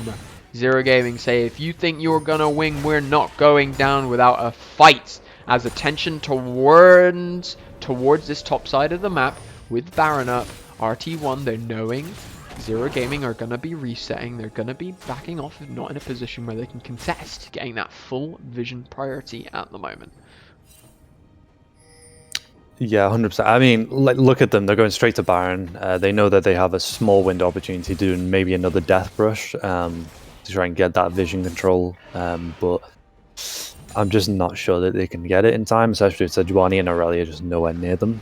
They're there to engage people that just completely gets rid of the front line of Zero Gaming. Okay, Wolf by himself on the flank. Toriki looking forward. Sanic steps up, gonna get explosive charge. TP coming out from Malphite to ensure he's in the fight. Think it might have been a little bit preemptive though, as the fight not yet begun from either side, as we watch with bated breath to see who kickstarts the fight, who gets the better MVH. Devilish gonna be caught out, but no engage from RT1. Here we go. This is gonna be it. Who pulls the trigger? Stun for Wolf onto Devilish. Pillar coming out, separating Rengo and Sanix. It's a split fight at the moment. If RT1 don't reunite, there could be an angle and a pause. Wolf paused, I think. Ooh, okay, let's have a moment. High ping. Yeah. Wolf having some ping issues at the moment. Let's just read where we are at the moment. So, positioning wise, RT1 are split. Rengo by himself over up in the top side, Baron side of the map. Meanwhile, everyone else for Zero Gaming over in the middle. Now this could go either way. Rengo, he does have flash available, so he could easily just dash flash to reunite with his team. They can take the 5-on-5, right? Drew, he's spotted Rengo. He's throwing out the Q as we speak to get the slow. Whether he fully commits to try and just one-shot him, you know, Chucky in a position where he would be able to not quite get there on time though, and Turkey unfortunately completely on the other side at the moment. It's going to be really tense when we get back into game as to how it plays out. I really want to see Devilish land this all onto Todo, because look how look at the lineup. Todo is the first one. He's not even he's in front. Devilish does have the flash. This could be crucial if they manage to get the ultimate on MF, burst her down before she even has a chance to fire out one single wave of bullet time. Is going to be huge. I mean, that's what you want to see. Maybe this is the pause is going to work in favor of Zero Gaming, where he comes back and he just insta flash. Okay, we're back in game. What did you say? But he doesn't connect it. Going to be too far away. Bullet rain coming out from Misfortune into the backline. Goes Chucky, trying to get some damage, but falling quickly. Lissandra snares too in the backline, trying to kill the Misfortune at the moment. We do have the spectator bug, so we get to look at this beautiful imagery happening on your screens at the moment. What a fight. So, Devilish focusing down Wolf. Needlework popped from Rengo. He's currently engaging on... Actually, see, here we go. Choriki being forced back. Ryu does manage to kill Lune. Lissandra passive coming down, but it is 2 members down for 1. RT1 still has all the carries alive. Sanix predatoring down Chucky. He is fast, but Sanix is faster. Oh, excellent pillar to negate the charge, but all it means is that he gets to live. Does not mean he's going to be able to contest this Baron much, if at all. Torki walking forward. Brave moves for him being by himself. Flawless duet does connect. Gonna stun up. Gonna be jumping out. Does exhaust, but the explosive damage does manage to take down Wolf. And 3 in the pit at the moment. Torki kiting back. Oh, not gonna be enough. The damage, the burst is just too much for the Yumi Hills to handle. Toto's got enough lifesteal, but Baron's low enough that Rengo can just tank it up, and they do manage to secure it with no lives lost to Baron, and it's a 3-4-1 to the side. It's the Rengo redemption arc. He certainly has turned around this game. He's really outputting this damage, but just look at the goal. Look how far ahead Wolf is of Lissandra, right? Of Ryu. 2,000 gold ahead. Finish the Randuin's Omen, going for that tankier build now. The items are secured for damage-wise. He's dealing plenty of damage in these fights. It's getting a lot more difficult now for Zero Gaming to execute fights easier, because RT1 have such access to the carries, to Toriki, to the Chucky. He's trying to be in there and get the damage down, because he is a large portion of that, and that is unfortunately rearing its head as a weakness of the composition at the moment. Yeah, this is looking like a 10k gold lead. It's not looking too good. We are getting there. Baron for the side of RT1. They've got a 3-1-1 at the moment. Sanix flashing forward. Glacial Prison does not connect. Tarky gonna be safe for now. Very close engage happening there in the bot lane. Now let's just go over, see what Torki's up to. RT1, they're looking to shove in the lanes, get their... Yeah, they're getting worth out this Baron, isn't it? They are trying to get as much gold as possible. Gwen sidling against the of the Malphite. He's just not able to match her at this point. It's almost pointless him being there other than to slightly slow down. It's just Gwen respecting that the enemies are missing off the map, not wanting to taking a silly engage. Yeah, Lissandra looked like they were going to overstep, but it's all good. I think they're just going to be playing for this Drake. Oh, look at the damage. Rengo, needlework pop. They've got enough vision over the bot side to know that it is safe to go in. Meanwhile, in the bot lane, in goes Lune. Managed to stun up. Perma seeing Chuck. Oh, Bullet Rain gonna go wide. Here comes Ryu into 2. Gonna get stunned, forced to use the Zonyas, but Yuumi protecting the Toriki, not for long. Goodbye to Ricky. Ryu gonna get trade 1 kill. Passive coming up, 3-man Everfrost. Passive coming through. Devilish gonna fall in the solo lane. Here comes Chucky though. Is he able to get the damage? Ryu dashes in, but it's just not enough. Doesn't have the damage with the items. It is a clean ace. 27-second death timers. This could be a huge loss for Zero Gaming. Unless Rengo almost dying to himself. He doesn't fall. Dragon secure. That's Dragon Soul. Rengo gonna take down this in here. Probably 1 tower more. Depends if he wants to play it safe. Is gonna back off. Probably because of how low HP he was from, all those tower shots he took to the face. But it is now really looking dire for you Zero Gaming fans out there. It's a 11k goal lead. It's not looking good. It's really not looking good. Soul, the Fire Dragon Soul for the side of RT1. It just makes their damage even more. Yeah, I want to see this MF ult with the soul. It's just gonna be terrifying. Toriki is dealing damage. The problem is, oh no, it's a disaster. Yuumi caught off of its owner. Toriki jumps away, but Glacial Prison cleanses away. Even with the MF ultimate, just out of range. Yuumi players everywhere are cringing. Yeah, that's not enjoyable to watch. Watching a Yuumi get CC'd. Ryu gonna get flashed. There goes the Vanguard's edge. And as much as you can Zonyas, it's a 2-man ult from Devilish. It's a fair attempt, but it just feels doomed. They have no damage. Chucky is able to get some. Meanwhile, over in the bot lane, Toriki gonna get the solo kill, and they're just getting bursted down. They are too strong. RT1 just have too much damage. Toriki stepping up into an Aurelia. That's a brave move. Going over the wall, and I think, ladies and gentlemen, we are about to witness the end of Game 3. The best 3 series. Our Red Team 1 versus Zero Gaming. They're focusing Nexus Tower number 1. It's fallen so quickly. Ultimate coming out. Toriki jumping up to safety, but he just gets immediately popped. There goes the second Nexus Tower. The kitty cat's down. Toriki's down. And it is GG for Red Team 1, who's going to take Game 3, take the series, and have themselves a merry little victory.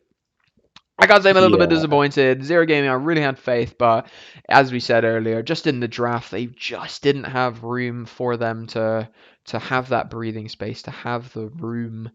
It is unfortunate. It really well played to our Team 1. They played tremendously in all 3 games, right? And absolutely fantastic play. Just gonna see if we can organize a interview, shall we?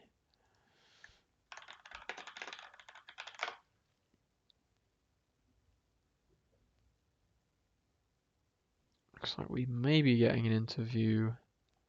So let's go from RT1.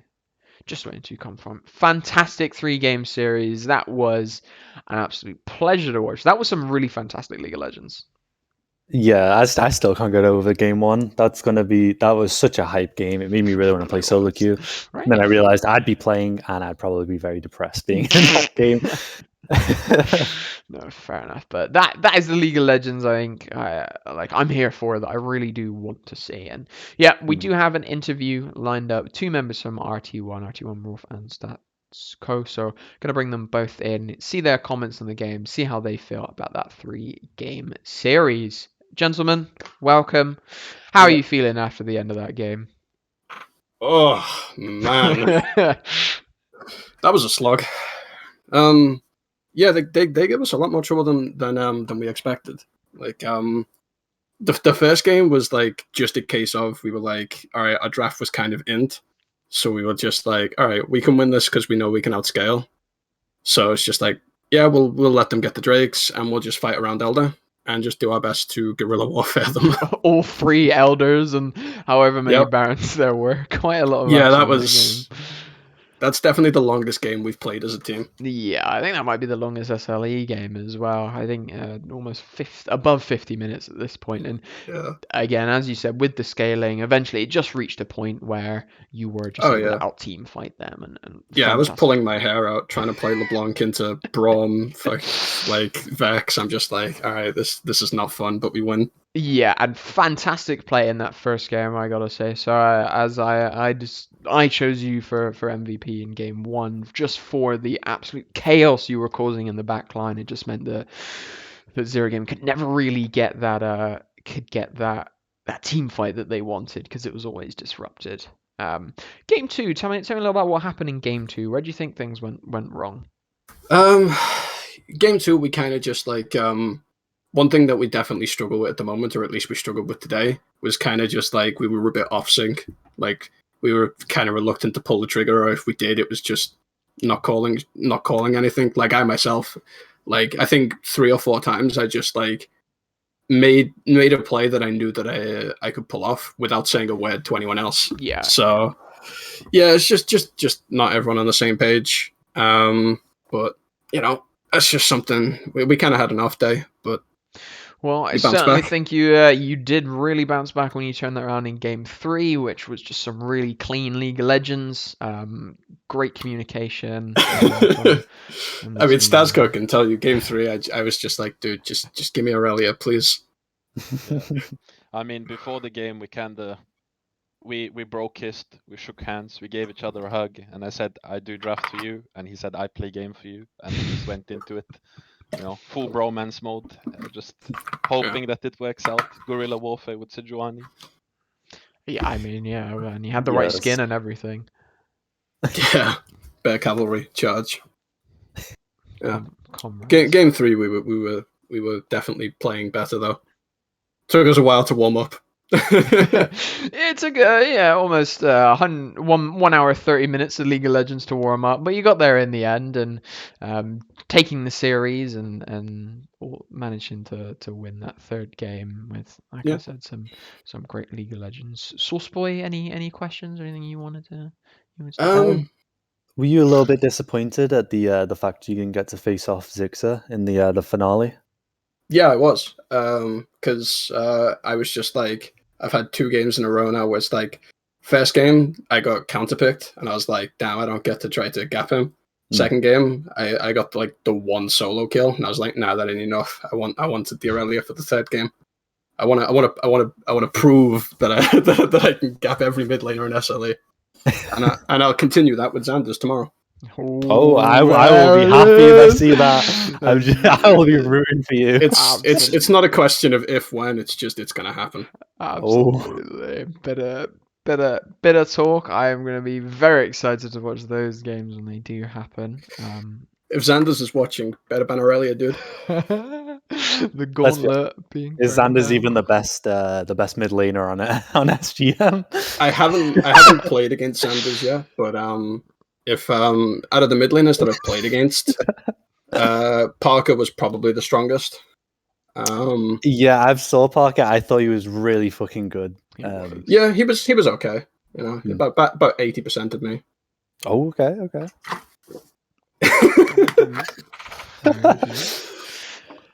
Anything that either of you wanted to bring up, talk about, or add?